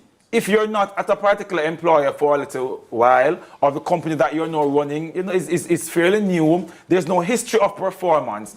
So there's no dependability on your income from this source. That can be a challenge to lenders as well, and you need to be aware of that. So if you hop from job to job, 3 months at this job, 2 months at this job, that's not a pretty picture, so you want to be. And the last thing is your credit report, and I've done this in depth already. Your credit report is important. Some of the challenges on your credit report can include your late payments. So you're not paying your current debts on time. You pay when you feel. If you feel the due date is the 1st of the month, you're paying on the 25th, the 6th, the 7th, the 8th, the 9th. You have to. You also need to look at if you are not paying in totality. Sometimes you have persons who you know your payments should be made, and you're saying, well, this month I'm going to pay your courts, so the bank can't get to pay this month. Next month at JPS time or NWC time. So you're paying hopscotch with your loan payments. And once you are doing that, that's a challenge that will impact the bank's decision. And lastly, if you have ever had written off debts. So if it is that you were not paying a particular loan and the bank had to take you to the court, for example, and just say, hey, well, it's not going to win. We could write off this debt and then it's going about in business. You might think it was a good thing, but it's not a good thing. It's going to haunt you in the future. So if it is that you have ever had a loan written off, please follow up with your lenders. Nonetheless, if you intend to secure a loan in the future for maybe a house or your car, the reality is you can use debt to start wealth building. So you need to be able to get credit just in the event that you want to buy a house or buy a car. So if it is that you need anything else, you know where to find me. So I'm over there on Instagram at Carlton G Stew or over TikTok or Twitter. And let me help you secure financing to push your life forward still this year we're going. All right. Sounds good. So get your waffle, Carlton. I got you. Stick and stay. Diaspora Link Up is up after the break.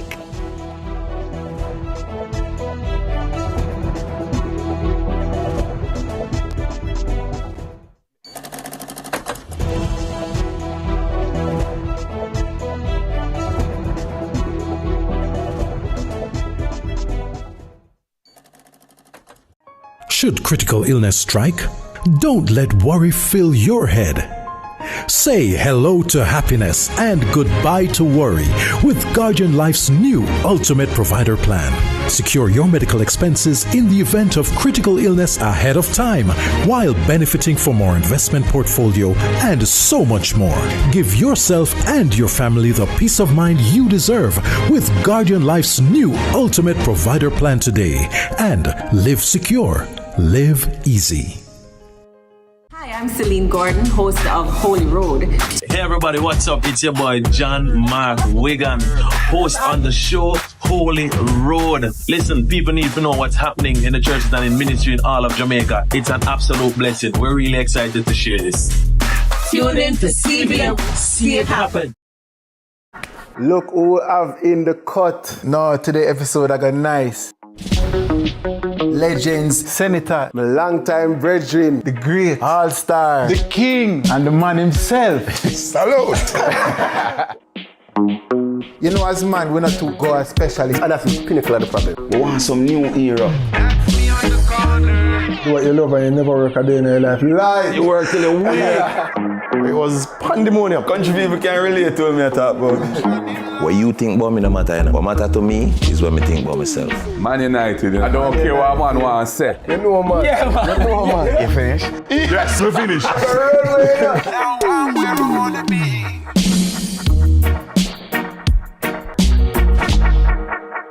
The Cut is brought to you by Flo and Guinness.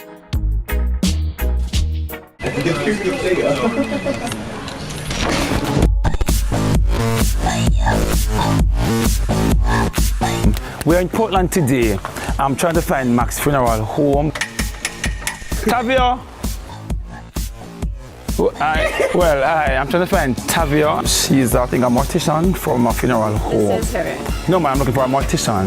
This is her. All right. The owner, mortician, embalmer, restorative artist, cosmetologist. All right, you have to too much something one time. I want to break it down little by little. You're the owner right now. Upgrade. Run up and down, play cricket outside. Play cricket and football and climb tree. Yeah. But you're a tomboy too. I was. You were, but look at you now. Yeah. As a doll now.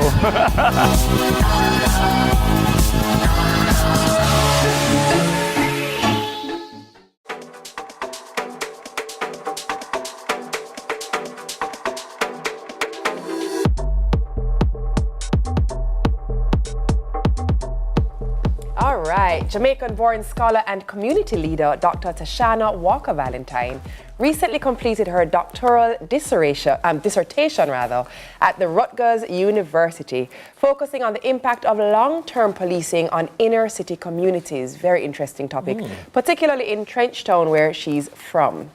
Well, with her research supported by prestigious fellowships, she hopes to shed light on pressing social issues and aims to drive positive change. Tashana's commitment to academia, community development, and mentorship exemplifies her dedication, really, to creating a better future for marginalized populations.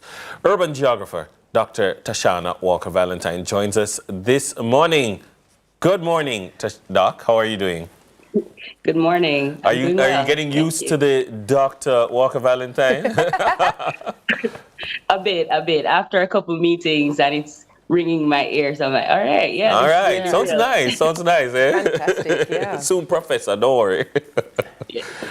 Talk to us a little bit about, for those of us who have no clue, what's an urban geographer? What is mapping? What is this? That's a really good question.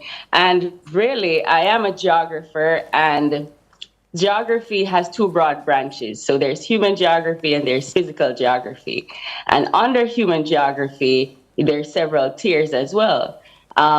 Geography in general looks at the effects of the environment on people as well as people on their environment. So an urban geographer looks at the effects of the city and how that affects people's lives and how people living in the city affects the environment around them. Brilliant. And one of the things I find fascinating is your journey in studying geography and ending up in looking at policing in urban spaces. Tell us a little bit about where you started and how you got to this very laser-focused topic. So I really love geography. I've been doing it since undergrad. So I did my bachelor's at UWI in geography. And I was always so interested in urban issues. And initially, I thought my love was climate change because it was new, it was topical. So I was really interested in that kind of research. And then after I applied to Rutgers and did a year of study, I went back to Jamaica for summer vacation, as all international students do. And I see this, military occupation in my community. I'm like, what's that about? And so after a few conversations with my community members and my family, I realized that this is actually something that's affecting people's lives. And so I decided to pursue that as my research project. And the beauty with geography is that you can pretty much research anything that you want.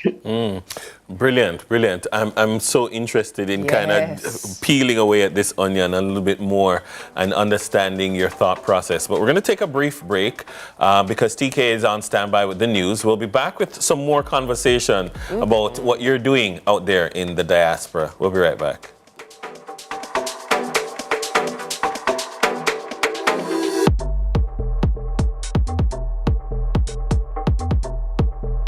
The Time by Hyundai or Hyundai 5 free payments, 3 years free insurance, or 3 years free petrol bonus is 7 o'clock. Should critical illness strike? Don't let worry fill your head. Say hello to happiness and goodbye to worry with Guardian Life's new Ultimate Provider Plan. Secure your medical expenses in the event of critical illness ahead of time while benefiting from our investment portfolio and so much more. Give yourself and your family the peace of mind you deserve with Guardian Life's new Ultimate Provider Plan today. And live secure, live easy. Hi, I'm Makeda, and this is how I used to drive to work.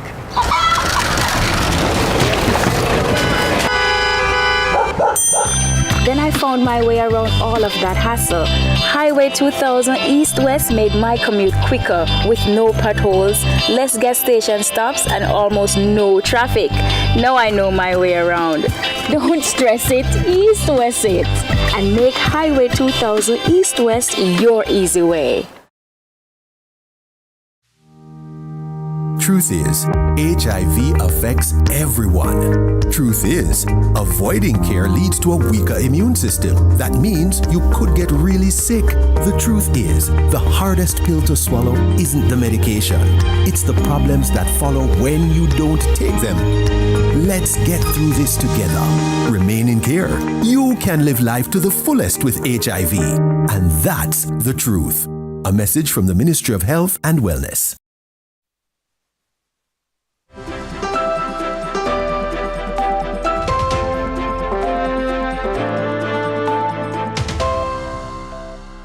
Good morning. Welcome to Morning News. I'm TK Dawkins. There's some stir in the governing Jamaica Labour Party, the JLP, following a crucial internal meeting on Sunday. Not only were there some changes in executive roles, but 3 resignations were tendered. Natalia Clark has the latest. Appointments and reshuffling. All highlights from the Jamaica Labour Party's first central executive meeting since the February 26 local government election. Drawing attention was the unexpected resignation of Robert Morgan as head of the party's Public Relations Committee. No confirmation yet for his reasons, and it's understood the party is yet to identify a successor for this pivotal role. Alongside Morgan, the party's 2 deputy general secretaries have vacated their posts. We have Deputy General Secretary Audley Gordon, who would have demitted office today, as well as Homer Davis. They're replaced by Charles Sinclair, Senator Charles Sinclair, and Senator Delroy Williams. That's Dr. Andre Franklin, the party's deputy chairman. He also advised the CVM News that Darrell Vaz, who already heads a ministry in charge of 4 portfolios and is Member of Parliament for Rural West Portland, is to head the party's treasury, replacing Senator Aubin Hill, Minister of Industry, Investment and Commerce. We made an addition to the Secretariat, where we have now Senator Aubin Hill that will be joining the Secretariat. The Treasury, we thanked our Treasurer who worked very diligently and meticulously in the last election, Aubin Hill, and he's to be replaced by Member of Parliament Darrell Vaz. Dr. Franklin says members of the party's central executive on Sunday voted unanimously for the changes.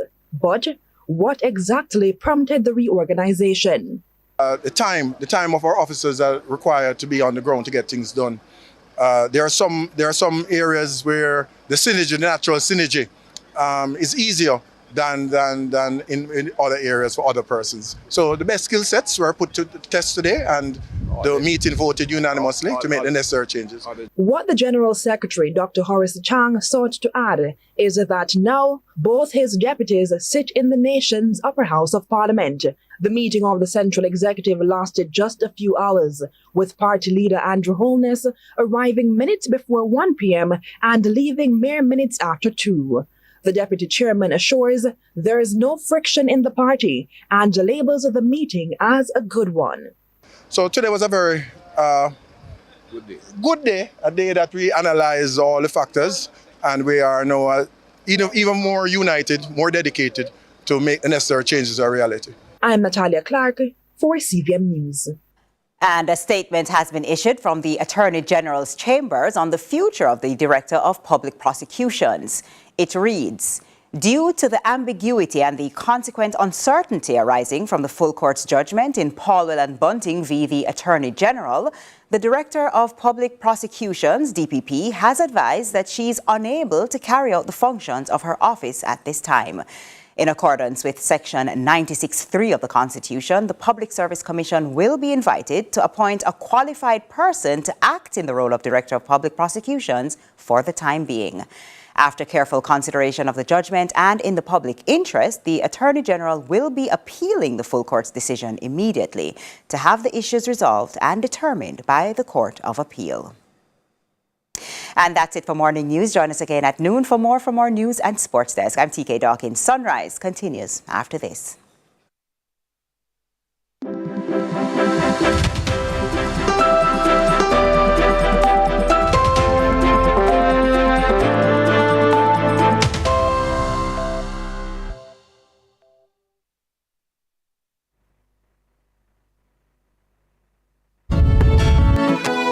We want a piece for Jamaica. Yeah. Yo, what are you? Oh man, none of that. No, brother, no man. Can I see you ever play ref? No, game, yeah, but I look a bad game. No, I said, person to come from, brother, I want to live good, man. I want to live good, brethren. No shake hand, I can play a little bad, brethren. Really have to shake hand? Yeah, man, and no badness, brethren. Just live good, man. Come together as one and make the violence done.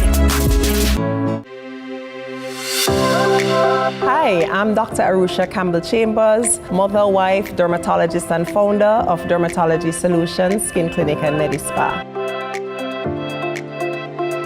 So I started in a very small office in Ligani. So one of my biggest challenges as a sole proprietor is not having a set salary. But thankfully, God has been faithful through the years. And with Sagicor Bank, we've paid the bills and we've been able to expand as well.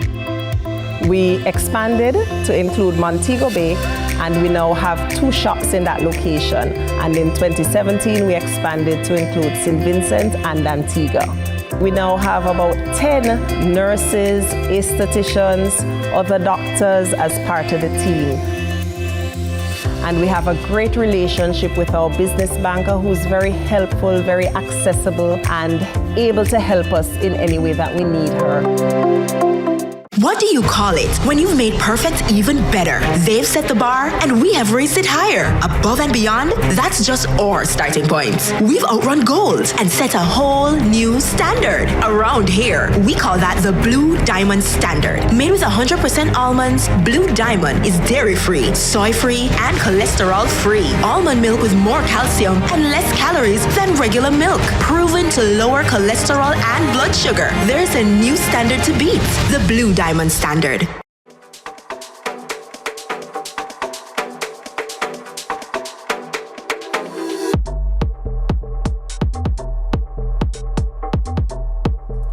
Welcome back to Sunrise. Here with us is Jamaican-born scholar and community leader, Dr. Tashana Walker-Valentine.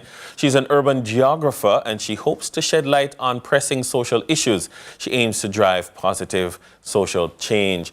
So before we went to the break, we were looking at kind of your ethos in terms of your academic underpinnings. What's it been like, you know, just as a Jamaican, leaving the country for academic purposes? What are some of the things that you've found most striking?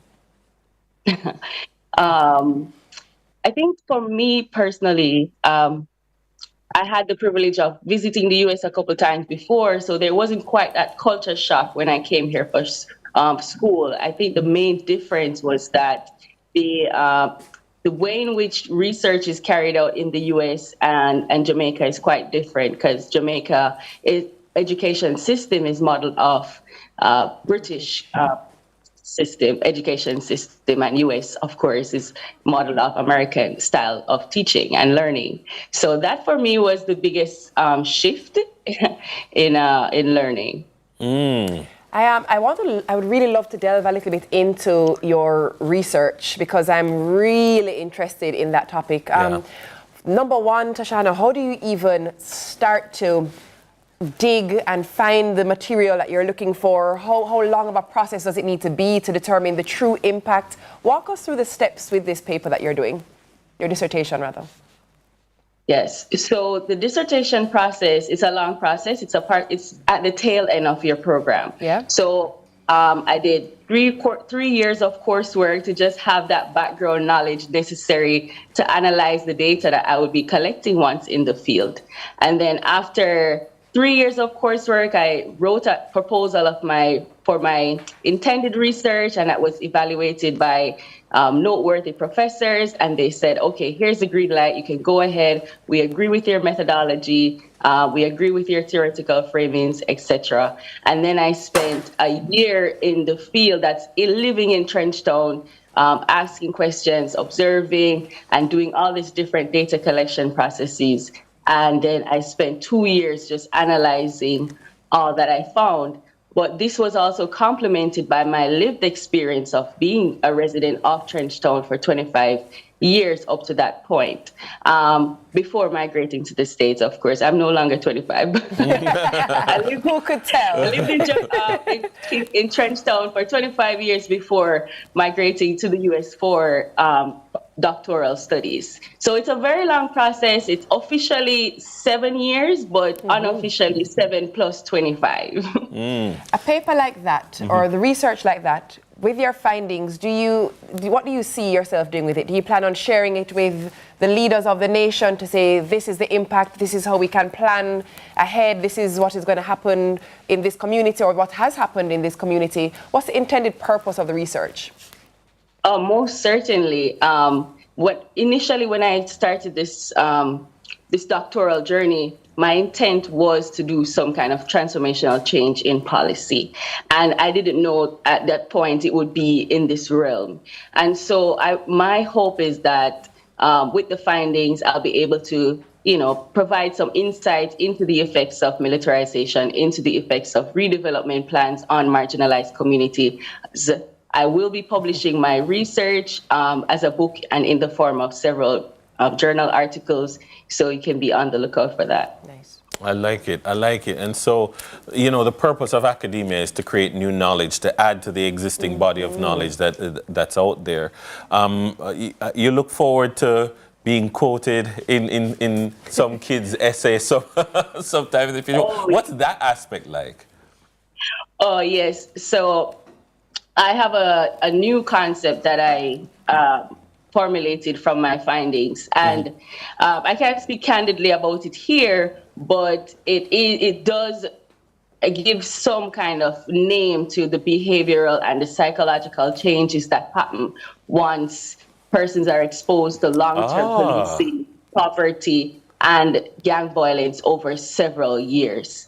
And so that will be coming out, and I'm really excited for what avenues or what tables or what conversations that concept will be brought into. So that could very well be maybe something that people will be speaking about, and that now you're taking that into a whole new avenue of scholarship that other people will produce works on. Yes, that's the plan. Thank you. I like it. I like it. Yeah. Thank you so much for representing Jamaica academically out there in the diaspora. Are you going to stay in academia now that you're done?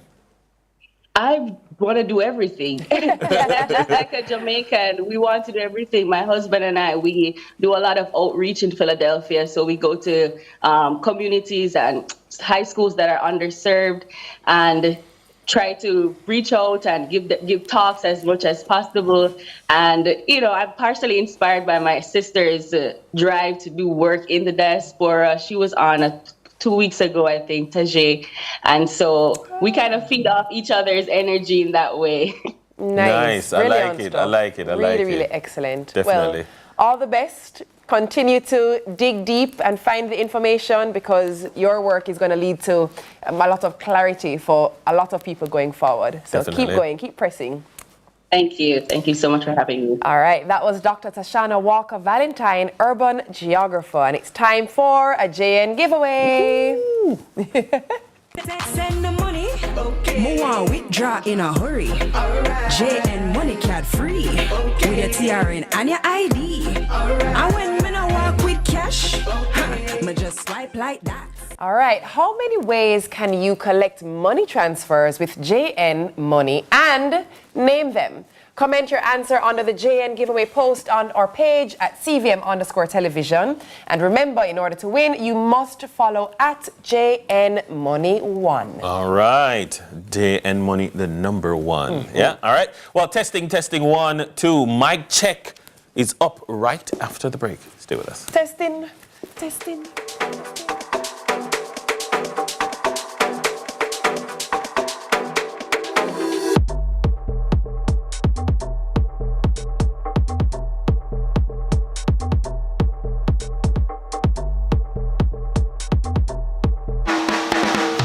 40 years of trust.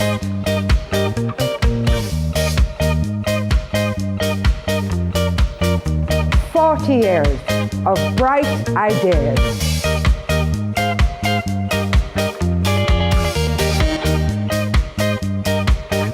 40 years of evolving with technology.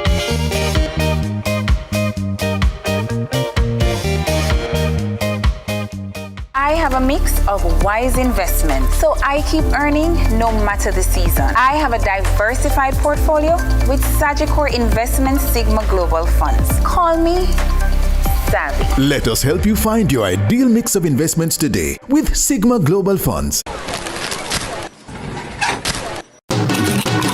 Just so good, cheesy's the taste is just so good. Cheesy's are the one and only. So cheesy, crunchy, give me one please. Sunshine snacks, cheesy's is just so good. The whole crowd that's a cheesy, so cheesy, just so good. Yes, fella, can you feel me? Sunshine snacks, just so good. Number one taste, the whole place I say, just so good. Cheesy's the taste is just so good. Cheesy's are the one and only. So cheesy, crunchy, give me one please. Sunshine snacks, cheesy's is just so good. Hi, I'm Wayne. And I'm Tami. And we are the Mitchells. You can watch Meet the Mitchells right here on CVMTV every Wednesday at 8 p.m. Yes, you guys don't want to miss it. We will be having new episodes every week, so definitely follow along with our family. Meet the Mitchell family. Good morning, good morning, good morning. You're the sugar to my tea. Meet the Mitchell family. Look who we have in the cut. No, today episode I got nice. Legends, Senator, my longtime brethren, the great, all-star, the king, and the man himself. Salute! You know, as man, we're not too God specialist, and that's the pinnacle of the problem. We want some new era. Do what you love and you never work a day in your life. Lie! You work till you win. It was pandemonium. Country people can't relate to me at talk about.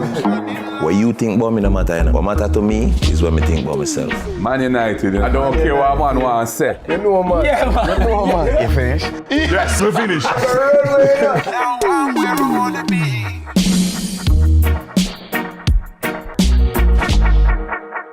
The Cut is brought to you by Flo and Guinness.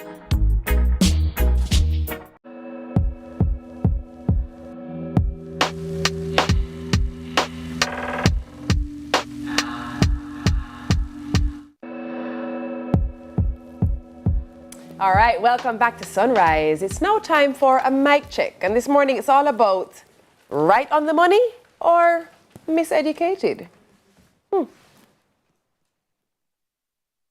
But owning a vehicle is such a liability. It makes no sense. For First of all, let's talk about insurance, because insurance is the biggest scam of them all. I genuinely believe the insurance companies and the government are in cahoots. Because why am I paying upwards of $100,000 every year? Every single year. You have to pay insurance every single year. I just learned that. But then be charged more on top of that $100,000 if I actually get into an accident. So basically, insurance is me giving $100,000 to this company to say, hey, if I get into an accident, I should be covered by you guys. Here's some money. But if I don't get into an accident, I don't get that money back. They get that money. It doesn't roll over to the next year either. Every year you have to pay whether or not you get into an accident. And if you get into an accident, you have to pay more on top of that $150,000, even though you already paid that $150,000 to make sure that you're already covered if you get into an accident. It literally makes no sense. And then because people don't want their premium to go up, you end up paying out of pocket for the small $20,000, $30,000, $50,000 accident. You're just paying insurance to say you have insurance so you don't get stopped by the police. That's the only time insurance makes sense. That's and if you actually total the car. Because the regular accidents, the day-to-day accidents that the average human being has aren't worth going through insurance to pay for. So what, that make any sense? Then you have registration and title fees. I don't even know what the registration fee is for. What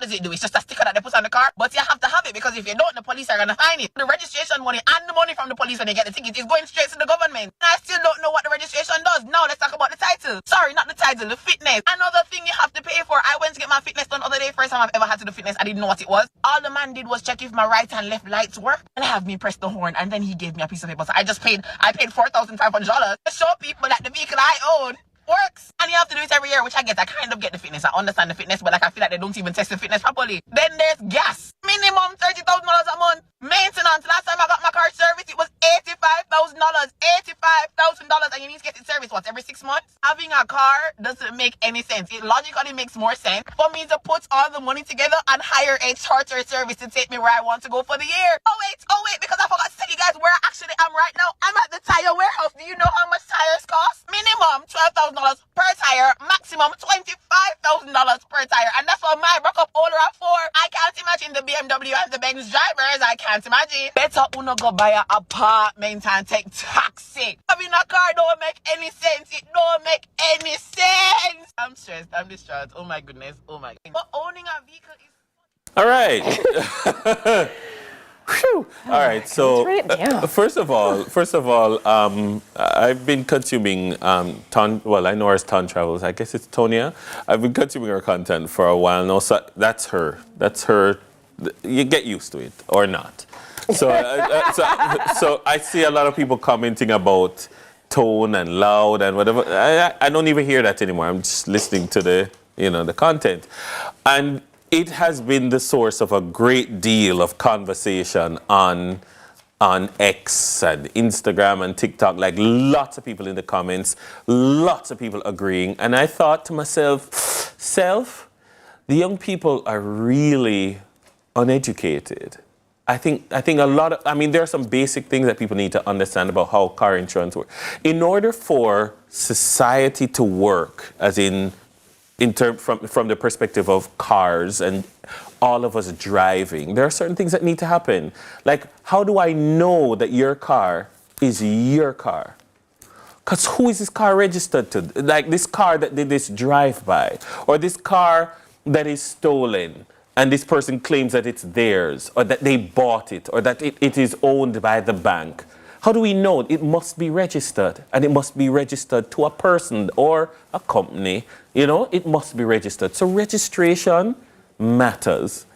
Fitness matters because more than any, the fitness is critically important, because if your car is unfit to be on the road, the probability of an accident happening is higher. Yes. So you have to determine that the car is fit for its purpose, which is to transport people and to transport yourself. If it's an unfit vehicle, the risk is higher that an accident can happen. Indeed.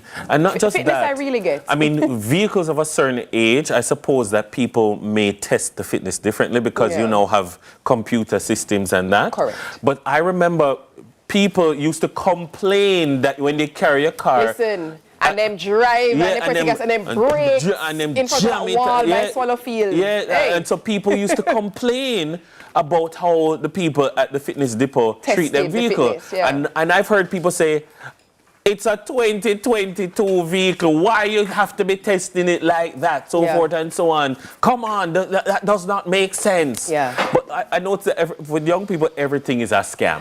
Everything they don't understand is a scam. Now, I don't think she don't understand. I think maybe it's just, the whole social media thing. Of it. But like insurance, because a lot of people are, they have arguments about insurance. Why do I pay insurance? Because if I pay insurance, my premium is going to go up or whatever. But there's your no claims bonus every year that you get that keeps causes your insurance to go down and down and down. And there is an excess that it must surpass, or because it doesn't make sense going through the process of seeking to settle a matter through the insurance if it is below a certain amount. So here's the thing: as I can look at both sides of it, right? Yes, definitely. So for someone I've never made a claim on my vehicular insurance. Yes. Because I've not had to make a claim on my vehicular insurance. But insurance in general, looking at the umbrella of insurance, I've had to use my medical insurance. Yes. And my understanding of it is insurances exist that in the event something big comes up, you are not scrambling trying to find millions of dollars out of pocket, because the larger chunks are harder to access and find. And I will also say, my mom didn't have significant medical insurance, and my mom passed away in 2002, and up to 2007, my father was still paying medical bills at the hospital because there was a bill. And I often think, what would have happened if there was a proper insurance in place, how much it would have absorbed that would have been less of a financial burden on him. So insurance, I understand both sides, where some people are just like, insurance is a scam, what's the point, especially if you never claim. But it's the protection for the rainy day. It's the protection for if something really big happens and you require a chunk that you just will not have, because it's easier to find the 50,000 versus finding the 10 million, So I understand why some people forget insurance. But, and I understand people's frustration. Yes. But some of the time, if you do some research, there is a logical explanation for why things are the way they are, or in our culture. Because some people are like, it should be like in America. And then we look at our culture and the way we behave and the way we cut corners and the way we as a culture are prone to corruption. You can't. No, insurance is one of those that will always, it's polarizing. The idea of insurance is very polarizing. And again, when I'm saying insurance, I'm not only speaking about vehicular insurance. People in general just think insurance is the biggest normalized scam that there can be. But then I also think about, I ended up having an emergency C-section. That wasn't what we were thinking we would pay, but my insurance covered 80% of that cost. Thank you. So again, I have benefited from insurance. So I will be like, I'm glad me have insurance still. When my father died, my mom stopped paying mortgage. Right, because the insurance covered that. So I see the benefits. Vehicular, I get it's tricky, but if you write off that vehicle, you're going to know about it. But if you have insurance, there's a protection. So it's almost like a cushion. I need to be driving on the road knowing that you driving on the road have insurance. If you lick me and mash up my car, my car can be repaired by your insurance. So it is a very polarizing topic, though. Insurance, especially. But it was a very, I guess the video achieved the goal. Because we're here talking on Sunrise. It went viral for sure. Big ups to you, Tanya. In the month of May, Sunrise will be kicking off an auto series called Revved Up, which will be dedicated to empowering viewers with the knowledge and skills needed to maintain and care for their vehicles and their pockets. So be on the lookout for that. Stick and say. I have a request, please, Madam Producer. Yes? Can I get to drive a little stick shift, a little zoom zoom? You drive stick? Dennis, let me tell you about my stick GTI. Actually, the floor manager right now can tell you about my stick shift GTI and the fun I used to have in that car. I'll tell you in the break. Vroom, vroom. All right, stick and stay there. More on Sunrise.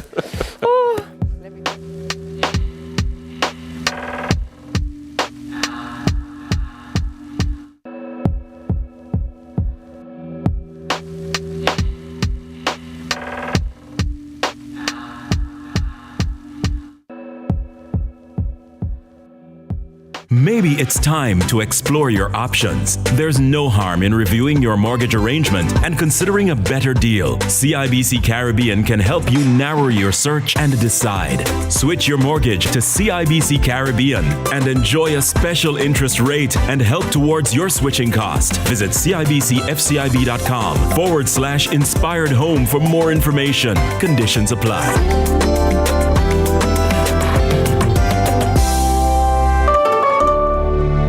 Jamaica Mountain Peak Turmeric Latte. They say that them really want latte with twist for make you flaunt. Turmeric packed with pumpkin spice, chewy flavor with delight. It really, really nice. May I for say it twice. Jamaica Mountain Peak Turmeric Latte with pumpkin spice. Served hot or cold. Sip it slow or savor the vibe. However you desire. Just add water. Available in supermarkets island-wide. It really, really nice. May I for say it twice. Employers and householders, access the Heart NSTA Trust Skills Registry today to employ trained and certified skilled professionals. The time by Heart is 7:30. What's your story? What's your sign? Who dreamers? Don't care what other people say. We're doing this in our own way. We come alive. We come alive. We come alive. We're doing this in our own way. We come alive.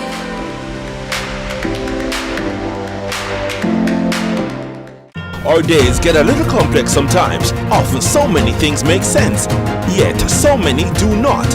We are being intentional about giving prominence to the big stories in order to clarify and enlighten. Lead Story explains who, what, when, where, why, and how. Lead Story with George Davis, weekdays at 6:30 p.m. on CVMTV. I am the only dog. We fix our business fair, you know. More comfortable. More comfortable for what, Pastor? Jamaica's favorite drama, Your Guilty Pleasure. Royal Palm Estate is on CVM every Tuesday and Sunday at 9 p.m.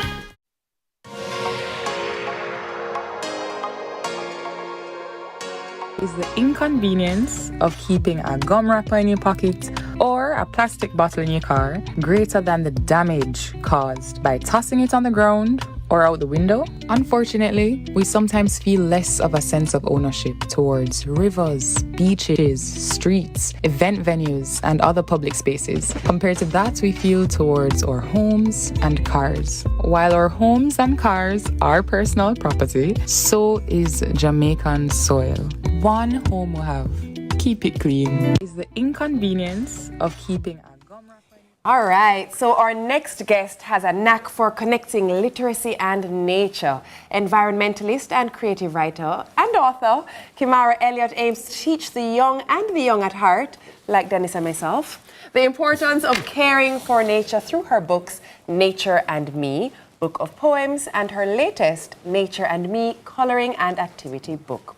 Kimara joins us now to tell us more. Welcome to Sunrise. Good morning, Kimara. How are you? Good morning. Thank you for having me. I literally saw these and got excited. I genuinely did, didn't I? Yeah.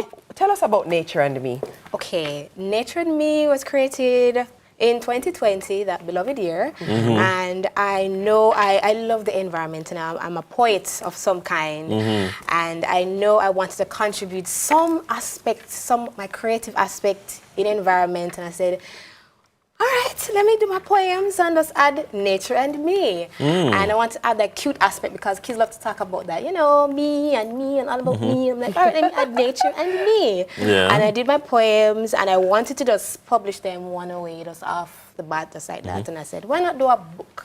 And just put them together as a book. And I did the book. And then 2 years after, I decided to, well, teachers actually have been asking, why not do a coloring book and a tracing book to get them more engaged as well? I'm like, boy, that's a big thing, you know. Yeah, step up. And I just said, okay, let me do it. Let me do it. All right. So, so the first book is the book of the poems, and so what issues do the poems try to take on? Well, it tried to expose the kids that nature is not just the trees. It's also the heat from the sun. Yeah. It's also the water. It's also the creatures that we pay no mind to. And I wanted to capture all of that. Even the very earth that we walk on, which is World Earth Day. So pick up yourself, planet Earth. Yes. So I decided to put every single aspect of nature in the book. All right. Very nice. And in the second one, I think this is where like even my son Jackson would go crazy. Now this is now you have coloring. So what's the aim with how are you trying to engage them with the content here? So I know that the whole literacy right here with the whole poem and so forth. I wanted to involve art. And we know that kids love to color, love to doodle, love to draw walls. Anywhere that they can, they will put their hands on it on crayons and they're like, let me add the literature, let me add the coloring to it, and let me add tracing to, because we need our children to be more writers. And especially as an educator, I know that some children struggle with writing. So we can introduce that to them, the aspects of colors and writing. That will help a whole lot. You are an environmentalist. Obviously, that would be the underpinning of, you know, the very nature of these books. So I did there, the very nature of the books.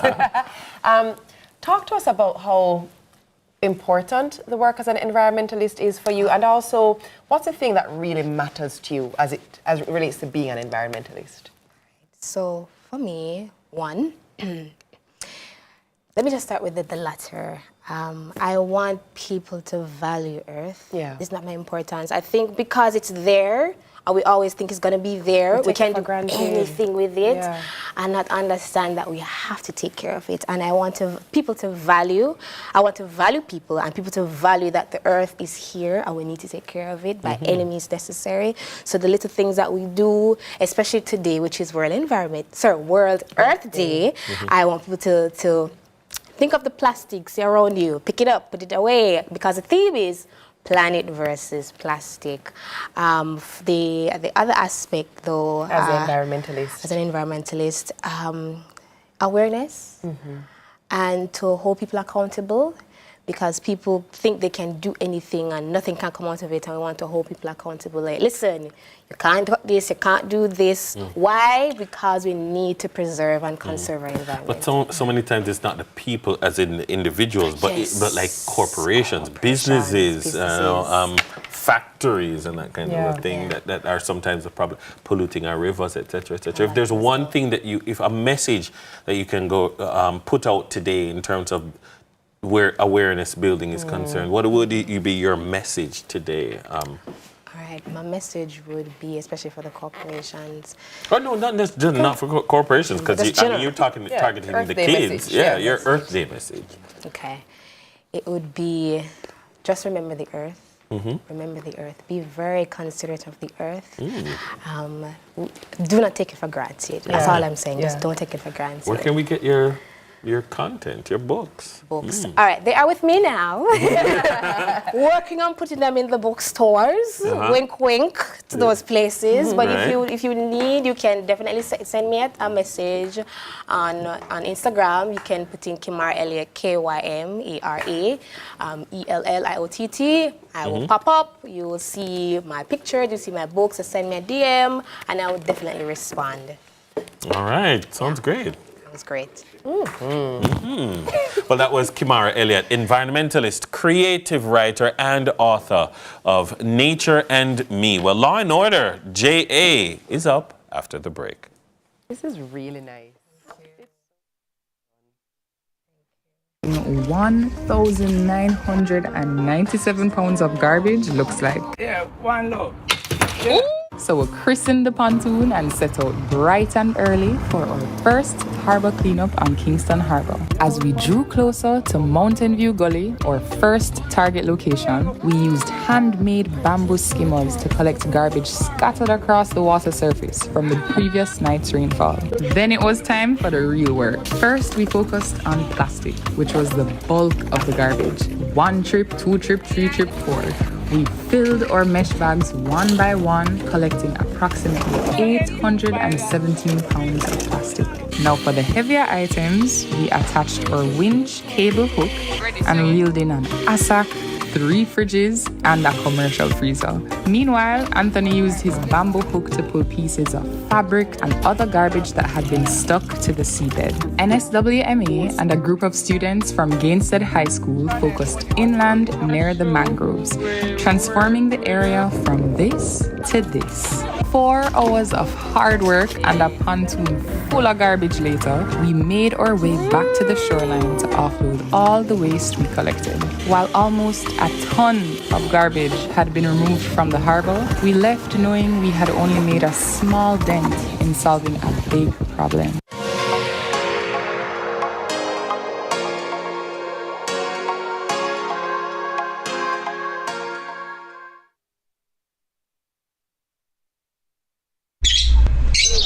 See the thing there, Bridging.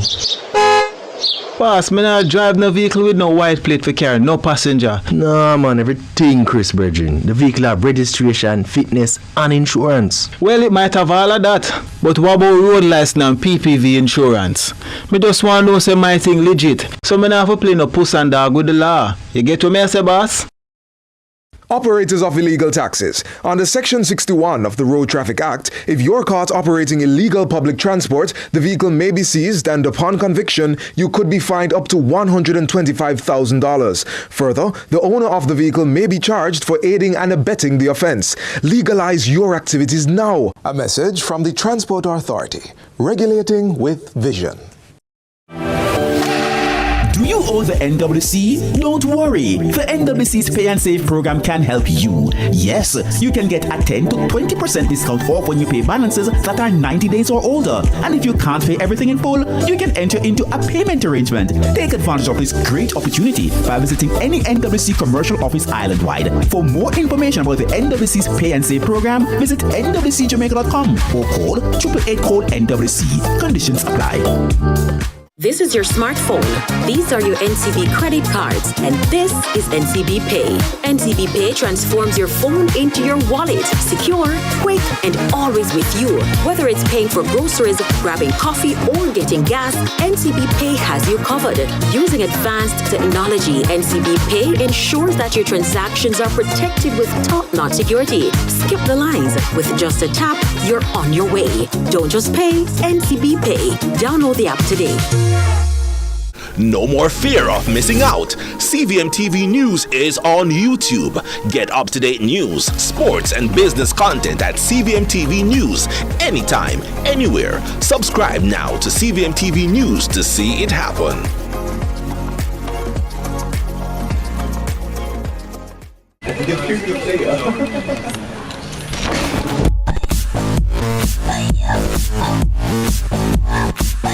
We're in Portland today.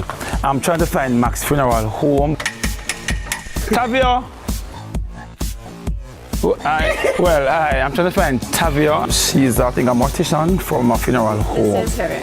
No, man, I'm looking for a mortician. This is her. All right. The owner, mortician, embalmer, restorative artist, cosmetologist. All right, you have to too much something one time. I want to break it down little by little. You're the owner right now. He's upgrade. Run up and down, play cricket outside. Play cricket and football and climb tree. Yeah. But you're a tomboy too. I was. You were, but look at you now. Yeah. As a doll now.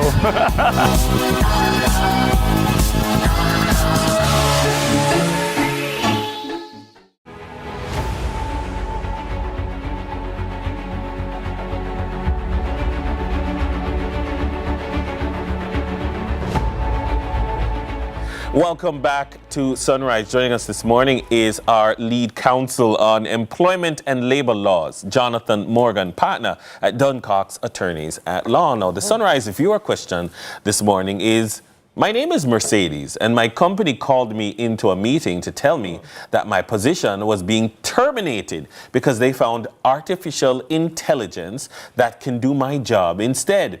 Is it okay for my boss to fire me on the spot just to replace me with some fancy software? Well, I would say, what does your contract say? What would you say? Well, the contract is the starting point in relation to the terms of employment and the terms at which they can be terminated. Separation, yeah. But it's just a starting point. The law goes deeper than that, and the legislation has mandatory notice requirements that must also be followed by employers. So if an employee is working for an entity for, let's say, 1 to 4 years, the requirement is that they be provided with 2 weeks' notice before they are terminated. But this particular question... Even if a clause in your contract says you can be terminated on the spot? Correct, certainly. So the contract is not capable of deviating from what the legislation says. So the contract saying that is not legal because that's not what our labor laws speak to. That's correct. So the contractual clause itself allowing for instant termination would be considered an illegal clause, and it would be void ab initio. And the reality is that the law provision that provides for at least 2 weeks' notice must be followed. I thought that the general rule of thumb is that your notice tends to be in line with how you get paid. So if you're a fortnightly worker, you tend to have on both sides, because when people are saying, I'm going to leave my job and then just resign and leave, and I say, yeah, but you can't do that. Are you paid monthly? Well, then you should give a month's notice. Are you paid fortnightly? Then you should give 2 weeks' notice. I mean, that was a norm that I was exposed to some years ago, but you're saying that that's not necessarily in law. Not quite. That type of notice period relating to the period of payment may arise in other situations. Landlord and tenant come to mind, for example. But in the employment setting, the legislation prescribes the notice rate. And it says that if you have been employed to the entity for under a certain window of time, you're entitled to 2 weeks' notice. If you are employed for longer than that period, let's say it goes across 4 years and into 5 years, the period of notice required is extended to 4 weeks, and it increases accordingly. I did notice in the initial response, you mentioned a very specific time frame, and you said 1 to 4 years. Yes. What happens under the 1 year? You've not yet met the 1 year threshold. So the commencement of the notice entitlement begins at the end of your probationary period. That period ends in 90 days. So if you are employed for less than 90 days, you may be terminated without any notice. Once you're employed for more than 90 and less than 4 years, you're entitled to 2 weeks. So really and truly, in this scenario that Mercedes is in, AI has no bearing on the matter. It's the terms of the contract, really. AI or not. If it's another human or AI, that's not the issue here. It's the actual termination factor. So the artificial intelligence issue creates another problem. Yes. So the terms of the contract inform on what she's entitled to, in addition to the terms of the legislation. So the legislation may say, based on her term of service, she's entitled to 2 weeks' notice. Right. Artificial intelligence in this scenario raises the question as to whether the company had a valid reason for termination, and that's separate from the notice point. Gotcha. You see, companies are allowed to terminate an employee once it meets one of the valid reasons in law. Either the employee has misconducted themselves, and it's been established through the relevant procedures.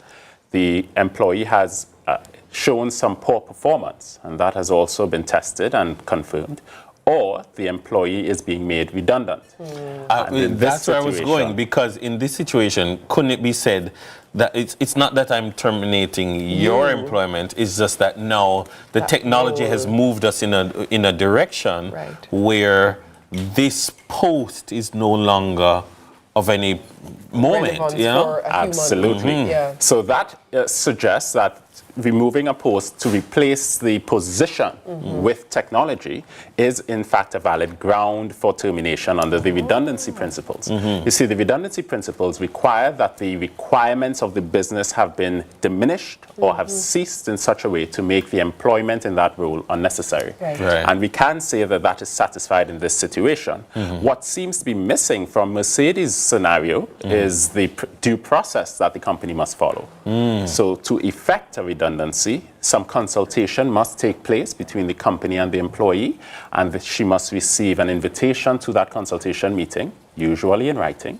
She should attend to make proposals to avoid a redundancy situation, and it is only after that meeting and that process is completed can they effect a termination. Good to know. I mean, is that fair to the employer, though, that they have to go through all of these hoops? They've paid good money to acquire this new fancy AI software. I mean, I have a right to take my business into the future.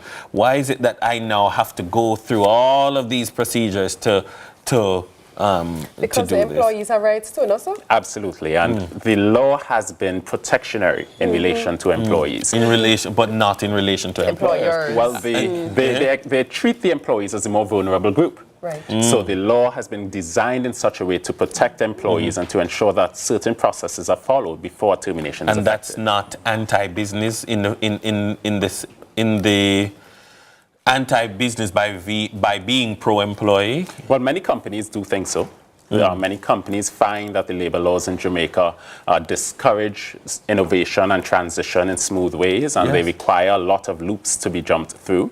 But the reality is, if they're not, the company can get itself into some trouble. And the legislation is designed to protect the employee and to ensure that those loops are in place. I guess the perception is that the employer has the handle and the employee has the blade. So it has to be protected. Yes.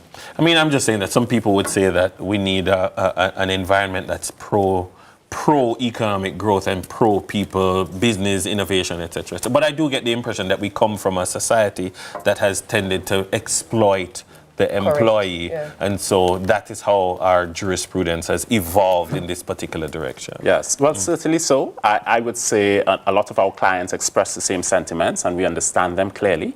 And there are ways to optimize and to be effective in relation to the transition of employees. But at the moment, the law remains very employee-centered. All right. Right on time. All right, that was Jonathan Morgan, partner at Duncox Attorneys at Law. On the other side of the break, we celebrate Earth Day. Sunrise continues after this.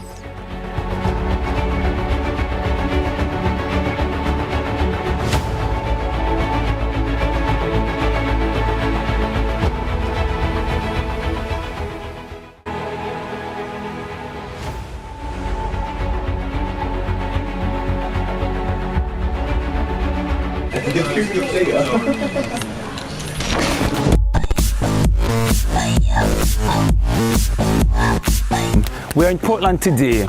I'm trying to find Mac's funeral home. Tavia! I'm trying to find Tavia. She's, I think, a mortician from a funeral home. This is her. No, ma'am, I'm looking for a mortician.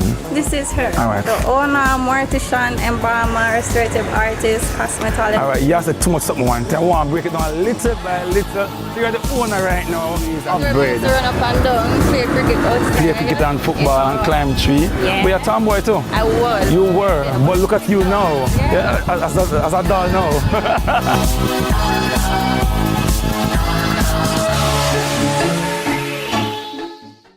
Look who we have in the cut. No, today episode I got nice.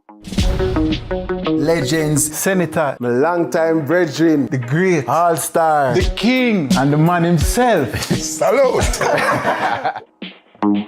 You know, as man, we're not too go as specialists, and that's the pinnacle of the problem. We want some new era. Do what you love and you never work a day in your life. Lie! You work till a week. It was pandemonium. Country people can relate to me I talk about. What you think about me no matter, you know. What matter to me is what me think about myself. Man United, you know. I don't care what man want to say. You know, man. Yeah, man. You know, man. You finished? Yes, we finished.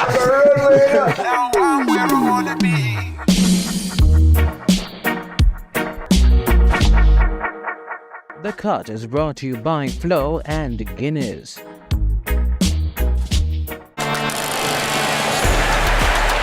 Cesar Huerta pounces. It's a wonderful finish from Luis Chavez.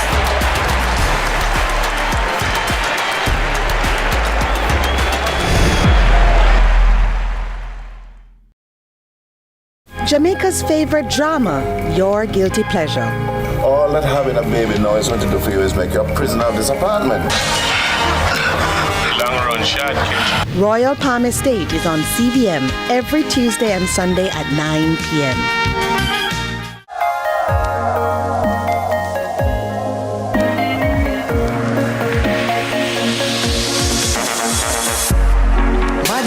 The race has begun, I've traveled the seas, I've traveled the waters. Once I was weak, now I'm much stronger. I've worked in the sun, look what I've become. I've conquered the beast, now I'm much greater. I've learned from a failure. Dedication, discipline and drive. Seizing every moment that comes up in this life. Bollywood has never been this good. Catch Made for Each Other weekdays 1 p.m. on your drama station CVM. Brought to you by Hyundai, conditions apply. Our days get a little complex sometimes. Often so many things make sense, yet so many do not. We are being intentional about giving prominence to the big stories in order to clarify and enlighten. Lead Story explains who, what, when, where, why, and how. Lead Story with George Davis, weekdays at 6:30 p.m. on CVMTV.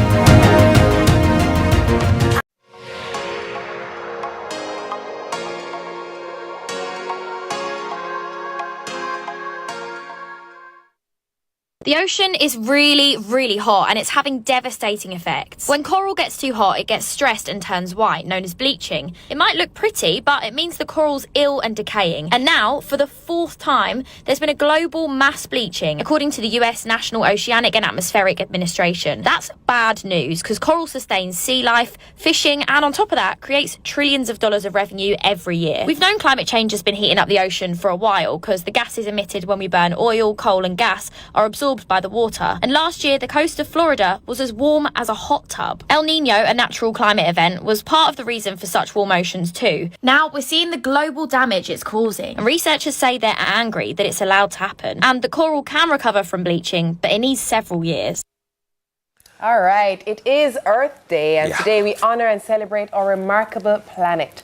Earth Day is a reminder of the importance of environmental conservation and sustainability, encouraging us to come together and to take action for a healthier planet and a brighter future. So the National Conservation Trust Fund of Jamaica is a non-profit, non-governmental organization dedicated to securing sustainable funding for the effective management of protected areas in Jamaica. Well, here to tell us more about upcoming projects that contribute to the conservation and sustainable development of Jamaica's natural resources and communities, we have manager at the National Conservation Trust Fund of Jamaica, Danella Aitchison. Welcome to the program, Danella. Good morning. First of all, I'm not too familiar with the NCTFJ. But what I like is the fact that you're not trying to do all the things. You're trying to pull people who want to do the things and give them the funding to do it. Where did this concept come from? So actually, it was back in 2014 when the trust fund was established. It was really, the government of Jamaica was really looking at the sustainability of funding protected areas in Jamaica, and they realized that there are significant gap in filling that funding for protected areas management. A lot of our protected areas are currently severely underfunded, which puts us to risk for climate change and, our biodiversity is just degrading.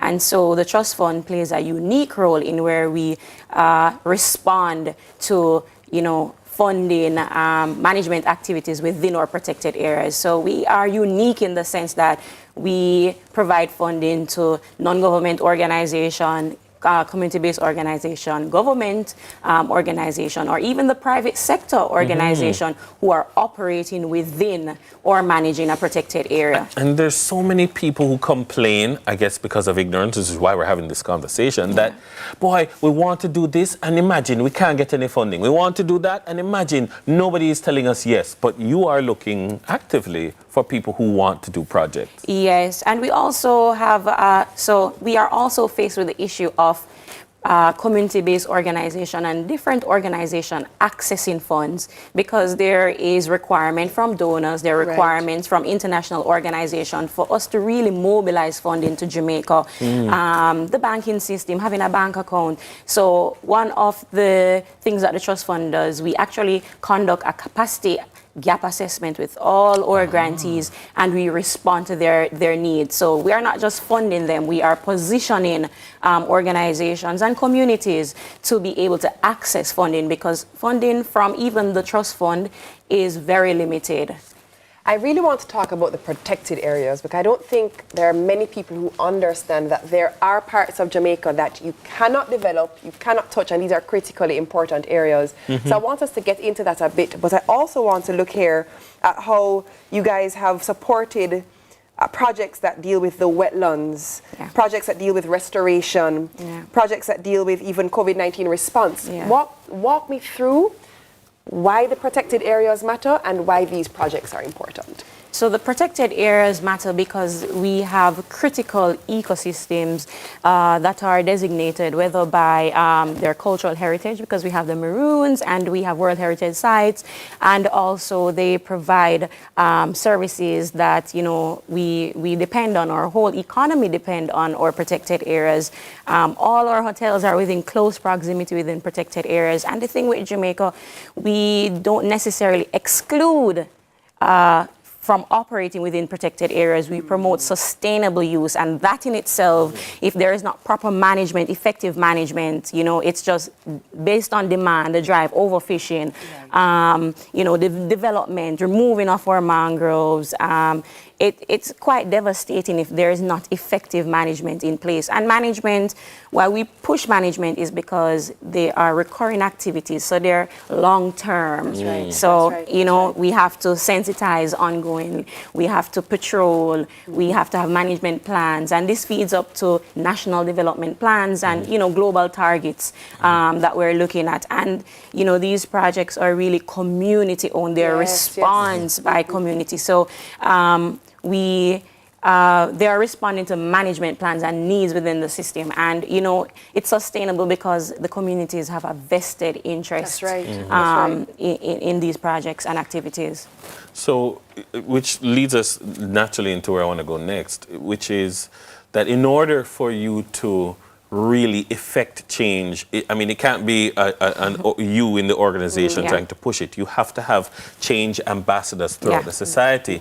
Hence the initiative, the Changemaker initiative, which is being funded considerably. Tell us about it, and how can somebody become one of your change makers? So as I mentioned, a big core reason why the trust fund came about was to really fill that funding gap and to be sustainable. So it's beyond sponsorship, because sponsorship is one-off, or when we get these projects from World Bank, when after 3 years they end, no funding, the results just dissipate. So we are really there to fill this funding gap. And so we now are looking at you know, mobilizing resources in, you know, locally. And so we think that businesses in Jamaica, they now understand, or increasingly understand, that when you do good, when your business do good, you actually do better, and it's not just profit. And so the Changemaker initiative came about because it's a membership initiative that really looks at galvanizing a network of businesses in Jamaica that seek to effect positive environmental and developmental change through an annual membership fee. So we're looking at sustainable funding. So it's one source that we can sustainable fund or protected areas management activities and projects and programs within these protected areas. So we're looking at corporate Jamaica now and businesses to really get involved, because this is not, this is beyond government. It is individual, it's organizational, and it is national. And so, you know, it's an opportunity for businesses also to build their own environmental, social, and governance credibility and corporate social responsibility. Because if you're operating within an international context, or even in Jamaica, we are now looking at, you know, how accountable you are with your business and how you're operating within the environment, and what is your impact of operating in the environment. Absolutely. Sounds great. Looking forward. How can people, once again, get in touch with you to become a change maker? So we are currently on Instagram. Our handle is NCTFJA, or LinkedIn is NCTFJ, National Conservation Trust Fund of Jamaica. You can also email us at info@conservejamaica.org, and we will be having our call for proposals. So looking for project and management activities, you know, supporting these activities. Next month we have a call coming up, and, you know, we just want to work with Jamaicans to make a positive change. Thank you very much, Daniela Aitchison. As individuals, we can do something. We can. To make a change. We can do something. We all can. Changemaker, definitely. Daniela Aitchison has been our guest. She's the manager at the National Conservation Trust Fund of Jamaica. Stay with us.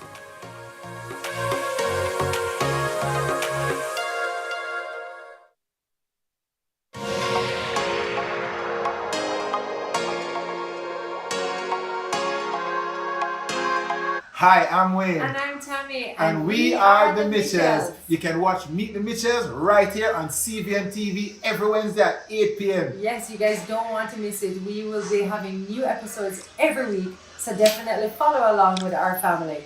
Meet the Mitchell family. Good morning, good morning, good morning. You're the sugar to my tea. Meet the Mitchell family. Trust Hawkeye's Total Connect. Hawkeye, securing what matters most. Time by Hawkeye is 8 a.m. Friendly reminder.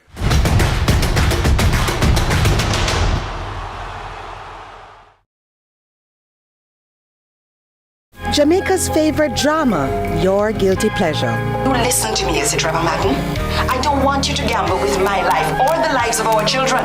Royal Palm Estate is on CVM every Tuesday and Sunday at 9 p.m.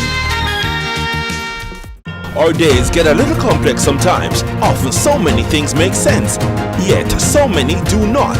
We are being intentional about giving prominence to the big stories in order to clarify and enlighten. Lead Story explains who, what, when, where, why, and how. Lead Story with George Davis, weekdays at 6:30 p.m. on CVMTV.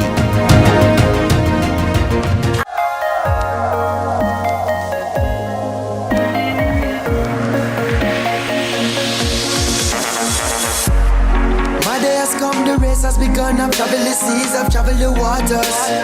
Once I was weak, now I'm much stronger. I've worked in the sun, look what I've become. I've conquered the beast, now I'm much greater. I've learned from a failure. Dedication, discipline and drive. Seizing every moment that comes up in this life. Jamaica's favorite drama, Your Guilty Pleasure. All that having a baby now is going to do for you is make you a prisoner of this apartment. Long run shot, kid. Royal Palm Estate is on CVM every Tuesday and Sunday at 9 p.m. Our days get a little complex sometimes. Often so many things make sense, yet so many do not. We are being intentional about giving prominence to the big stories in order to clarify and enlighten. Lead Story explains who, what, when, where, why, and how. Lead Story with George Davis, weekdays at 6:30 p.m. on CVMTV.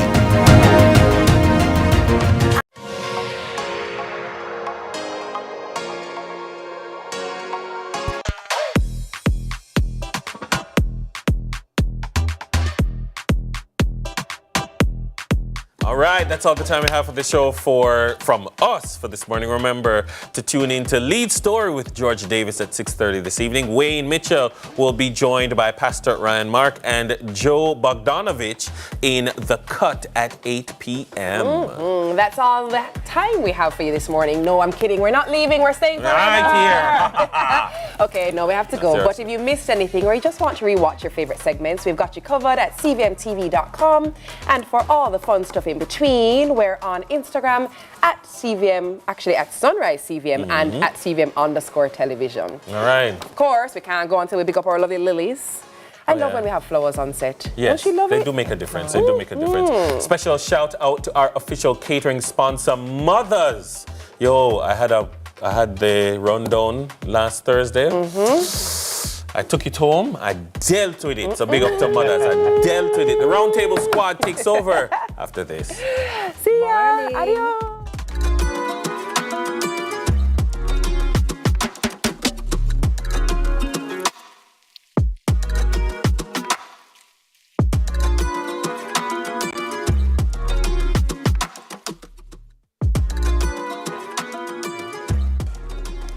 Welcome to the Monday edition of the Roundtable. I'm Raymond, and this morning I'm joined by my beautiful co-host Celine and the manager of the National Conservation Trust Fund of Jamaica, none other than Danelia Aitchison.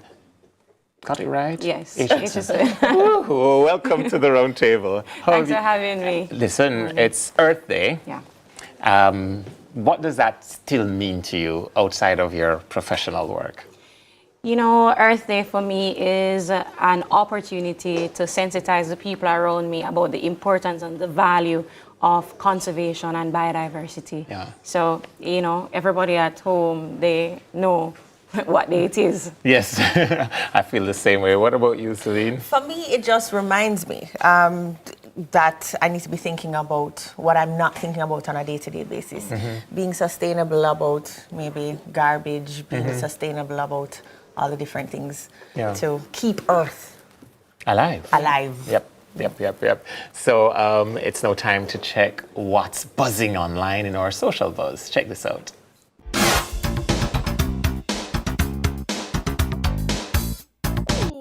Sweatshirt. This sweatshirt, it's actually made from recycled plastic bottles. There's a company called Reprieve that turns recycled plastic bottles into yarn that can be used in clothes, accessories, and even home decor. Here's how Reprieve goes from this to something like this. First, plastic bottles are washed and turned into flake, which then gets melted into resin. That resin is turned into yarn that brands can use in their products to make them even more sustainable. Kind of like this cool sweatshirt made with Reprieve. When you're shopping, look for Reprieve in the product description or spot the green Reprieve bottle tag so you can give recycled plastic bottles a new life in your closet.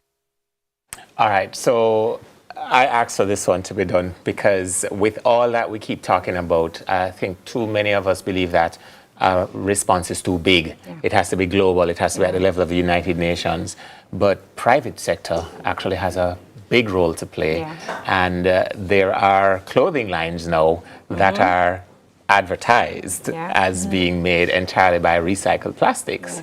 And, you know, that's why I asked for this to be done. I'm really happy you did this one, Raymond, because I'm usually skeptical that is actually real. Like, how can material be made from plastic? But when you see the process, it's fascinating. And I don't know if I know anyone that really does wear, you know, the plastic shirt and the, you know. This is actually one of my favorite type of recycling, or we call the circular economy, with clothing. And I mean, it doesn't have to be big. You can be as simple as, we have small initial initiatives here, like the Salvation Army. They collect and recycle clothing, and you know, we should actually look into these kind of initiatives and see how we can, even at a small scale at home, see how we can, you know, reduce the amount of clothing, or you know, the production that goes into clothing. So, as you mentioned, even in the UK, I so happened to be there in March, and H&M had a big box, you know, carry in your clothing. We will make recycled clothing from it. So it can be simple steps that we take here. As a matter of fact, so I bought the campaign, literally bought it, hook, line, and sinker, which now takes us to bag of things.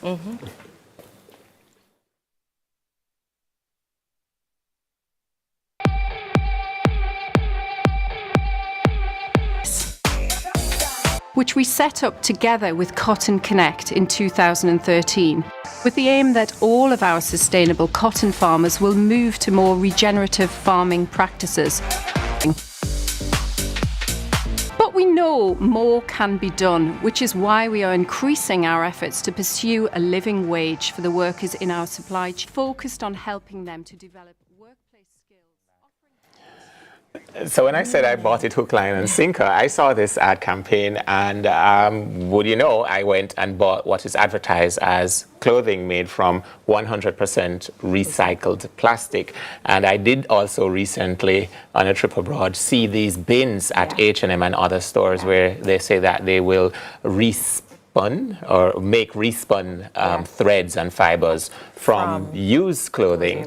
Now, this one here has an interesting story. This is was actually owned by my grandfather, and it's made from 100% polyester. Grandpa stylish. And he was, and when you look in the stores again, you see these things trending. But what's interesting is that this is also said to be polyester, and the technology has changed so much in terms of the feel of the fabric. And this is from a respun fabric, and this is from, the label told you, or says to you, that 100 plastic bottles were recycled to make this particular garment. So unfortunately though, there are some people saying that it's all a marketing scam. So I'm hoping that it's not a scam and it's actually doing what it says to be doing. You know, and what that will do is feed into the skepticism that people like me have. But I tell you what, I don't think a big brand like Primark would risk their reputation to not do what they say they're doing. So, yeah. And I feel like a lot of the countries or the developed countries, they're really heading this way. They see their responsibility, and, you know, it's really us to really follow suit. But one of the big issues with the circular economy is closing that circle, is getting back the items, the bottles, the jars, the clothing back to, you know, to use. Right. So it's really closing that loop that is a major issue. And, you know, we can really provide case study on these things, because in other countries, private sector gets involved and are, you know, onboarded in these initiatives to close this loop. All right, so I see something hot coming our way. Thank you, delivered by Rue. And the topic today is Earth's on fire. Who's to blame? Daniela, you are our subject matter expert this morning. Who's to blame? There is not one set organization or individual. I feel we all have a role to play. Anthropogenic factors, you know, human activities do contribute and exacerbate climate change. So, you know, our lifestyles, or, you know, just heading for profit, not thinking about the future and how we can operate sustainably, or even not having, we have policies or limited policies, and then another issue of implementing these policies. Right. One of the things, and even as we look on the screen, our viewers look on their screen, you'll see bushfires. They're happening all across the globe and here in Jamaica as well. We saw the flooding recently in Dubai. So when Daniela speaks about anthropogenic causes, it's just the way as humans we have started to do cultivation, the way civilization is developing is having a negative impact on the earth. And taking it back to Jamaica, in February, we had a cold front, and it led to storm surges and heavy rainfalls and flooding, and the entire north coast was impacted. The tourism centers, Negril, Margaritaville is still closed, Pier 1, Ochiria. So, you know, this also has a negative impact on our pockets, because, you know, or investments or real estate or development, everything is at risk if we don't have those buffers. And this is directly linked to we removing all our mangroves along the coast, coral depleting by 95% in Jamaica. We had our hottest and our longest bleaching event ever in Jamaica. Even our restoration projects, a lot of corals died. And normally, you know, sometimes we bounce back from coral bleaching, but we haven't seen that with this recent bleaching, and it happened within winter months. So this is alarming. It's supposed to be the cooler part of the year. Yes. So, you know, climate change is not a myth, and it's been exacerbated by our human impacts. And, you know, we have to step up as individuals, as governments, as private sector, that, you know, we're a country that depend largely on our natural resources, agriculture, tourism, all our products are dependent on, and it's not just about being a tree hugger, because when you say conservation, people just think it's, no, it translates to lives and livelihoods and how it affects development and our pockets. Right, so because we just showed a clip of corals having bleached, that's so, without getting into the science of it, corals are very interesting animals. They actually have an animal inside of it, right? So they have the color that they have is because of the animal inside. When it gets too hot, they literally release push it out, and then the corals themselves die. So they are a nursery for other species, which we depend on. Now, people might think, as you say, just a group of people, Daniela and Raymond and Selena, talk about this. I have my work for them, I have my hustle for them. But it's beginning to have very obvious impacts that we just can't continue to deny. Yeah, and you know, it's not far-fetched, because if you, or properties, home insurance, everything is going up because of the risk that exists. If you have real estate investment, everything, it's at risk.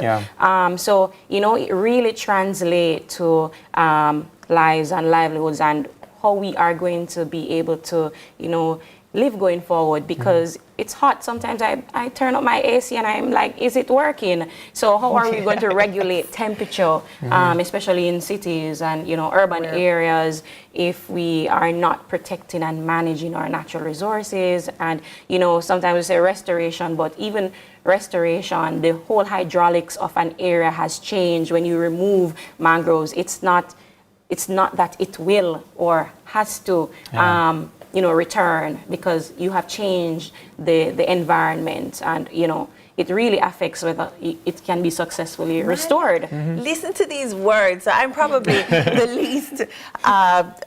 least educated on the subject at this table. I know this is your area, Raymond. But you know what I'm thinking? Like, we had a period of COVID where there, in my mind, was some rest for the earth. And I saw on social media where they'd show places where, because they didn't have the tourism for that time, it really kind of replenished the environment in that area.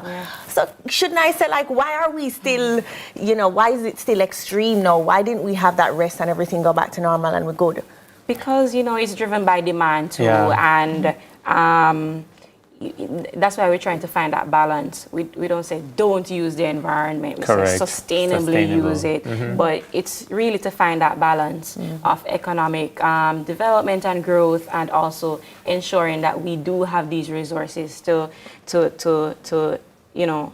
continue on this path, and that they exist, and they exist for us. The interesting thing, Celine says that she's perhaps the least educated in the subject area, but you are our most important part of the equation. So persons like myself and Daniela, I think the challenge that we are finally climbing over is, how do we communicate the urgency to the rest of the population. So it's no longer the tree huggers and the scientists and the nerds who are doing the simulations and doing the math and monitoring the coral reef for 30, 40 years each year, going to the same spot, comparing the pictures and stuff like that. It's every consumer now knowing that there has to be a change in how we consume, and to know that yes, the role of the governments and the UNs and the mega organizations are important. Their role is important, but we are more than they are. So as individuals, if we start making some slight changes and the nuances, tangible changes, because whether we like it or not, believe the science or not, or accept it or not, the world is changing, and it's changing faster than anybody thought. And as you said, just to touch on a point, it's how we communicate. And I have a technical background. I'm not a communication person, but we do recognize and realize that we have to translate and speak in a way that the general public understands. And even at the Conservation Trust, when we have now onboarded a communication specialist who works directly with all the protected areas managers within the marine space to train them and provide support to say, how do we get the message across? Because maybe it's too scientific. So it needs to be broken down in a way that relates to people. True story. I stood in front of a group of people and I spoke about a zooxanthellae that live inside the corals, and they came like this. No, but I was just about to say that when I'm glad you did that now, because she was just sitting there talking about the hydraulics and I'm like, hydraulic in an environment?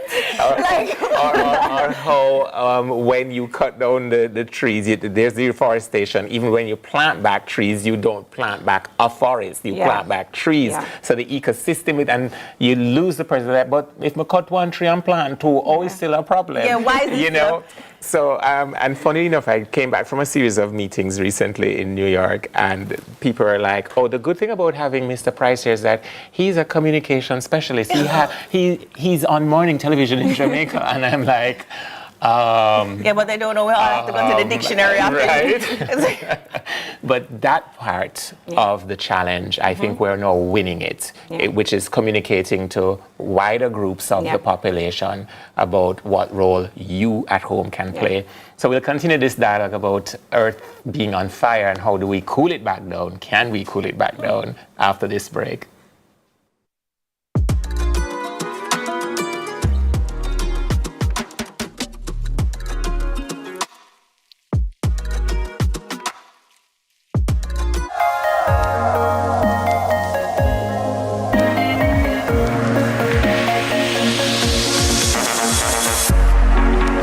come, the race has begun. I've traveled the seas, I've traveled the waters. Once I was weak, now I'm much stronger. I've worked in the sun, look what I've become. I've conquered the beast, now I'm much greater. I've learned from a failure. Dedication, discipline and drive. Seizing every moment that comes up in this life. Our days get a little complex sometimes. Often so many things make sense, yet so many do not. We are being intentional about giving prominence to the big stories in order to clarify and enlighten. Lead Story explains who, what, when, where, why, and how. Lead Story with George Davis, weekdays at 6:30 p.m. on CVMTV. I am the only dog. We fix our business fair, you know. More comfortable. More comfortable for what, Pastor? Jamaica's favorite drama, Your Guilty Pleasure.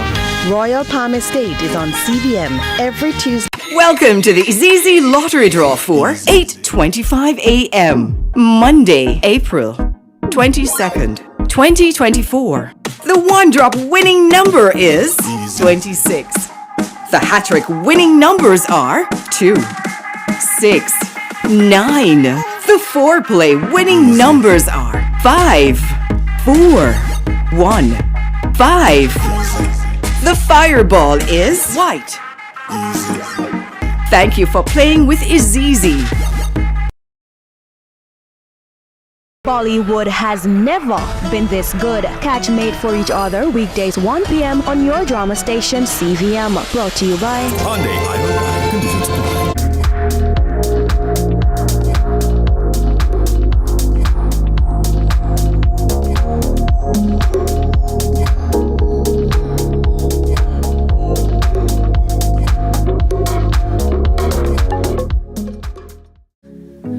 What about all the things that you said we were to gain?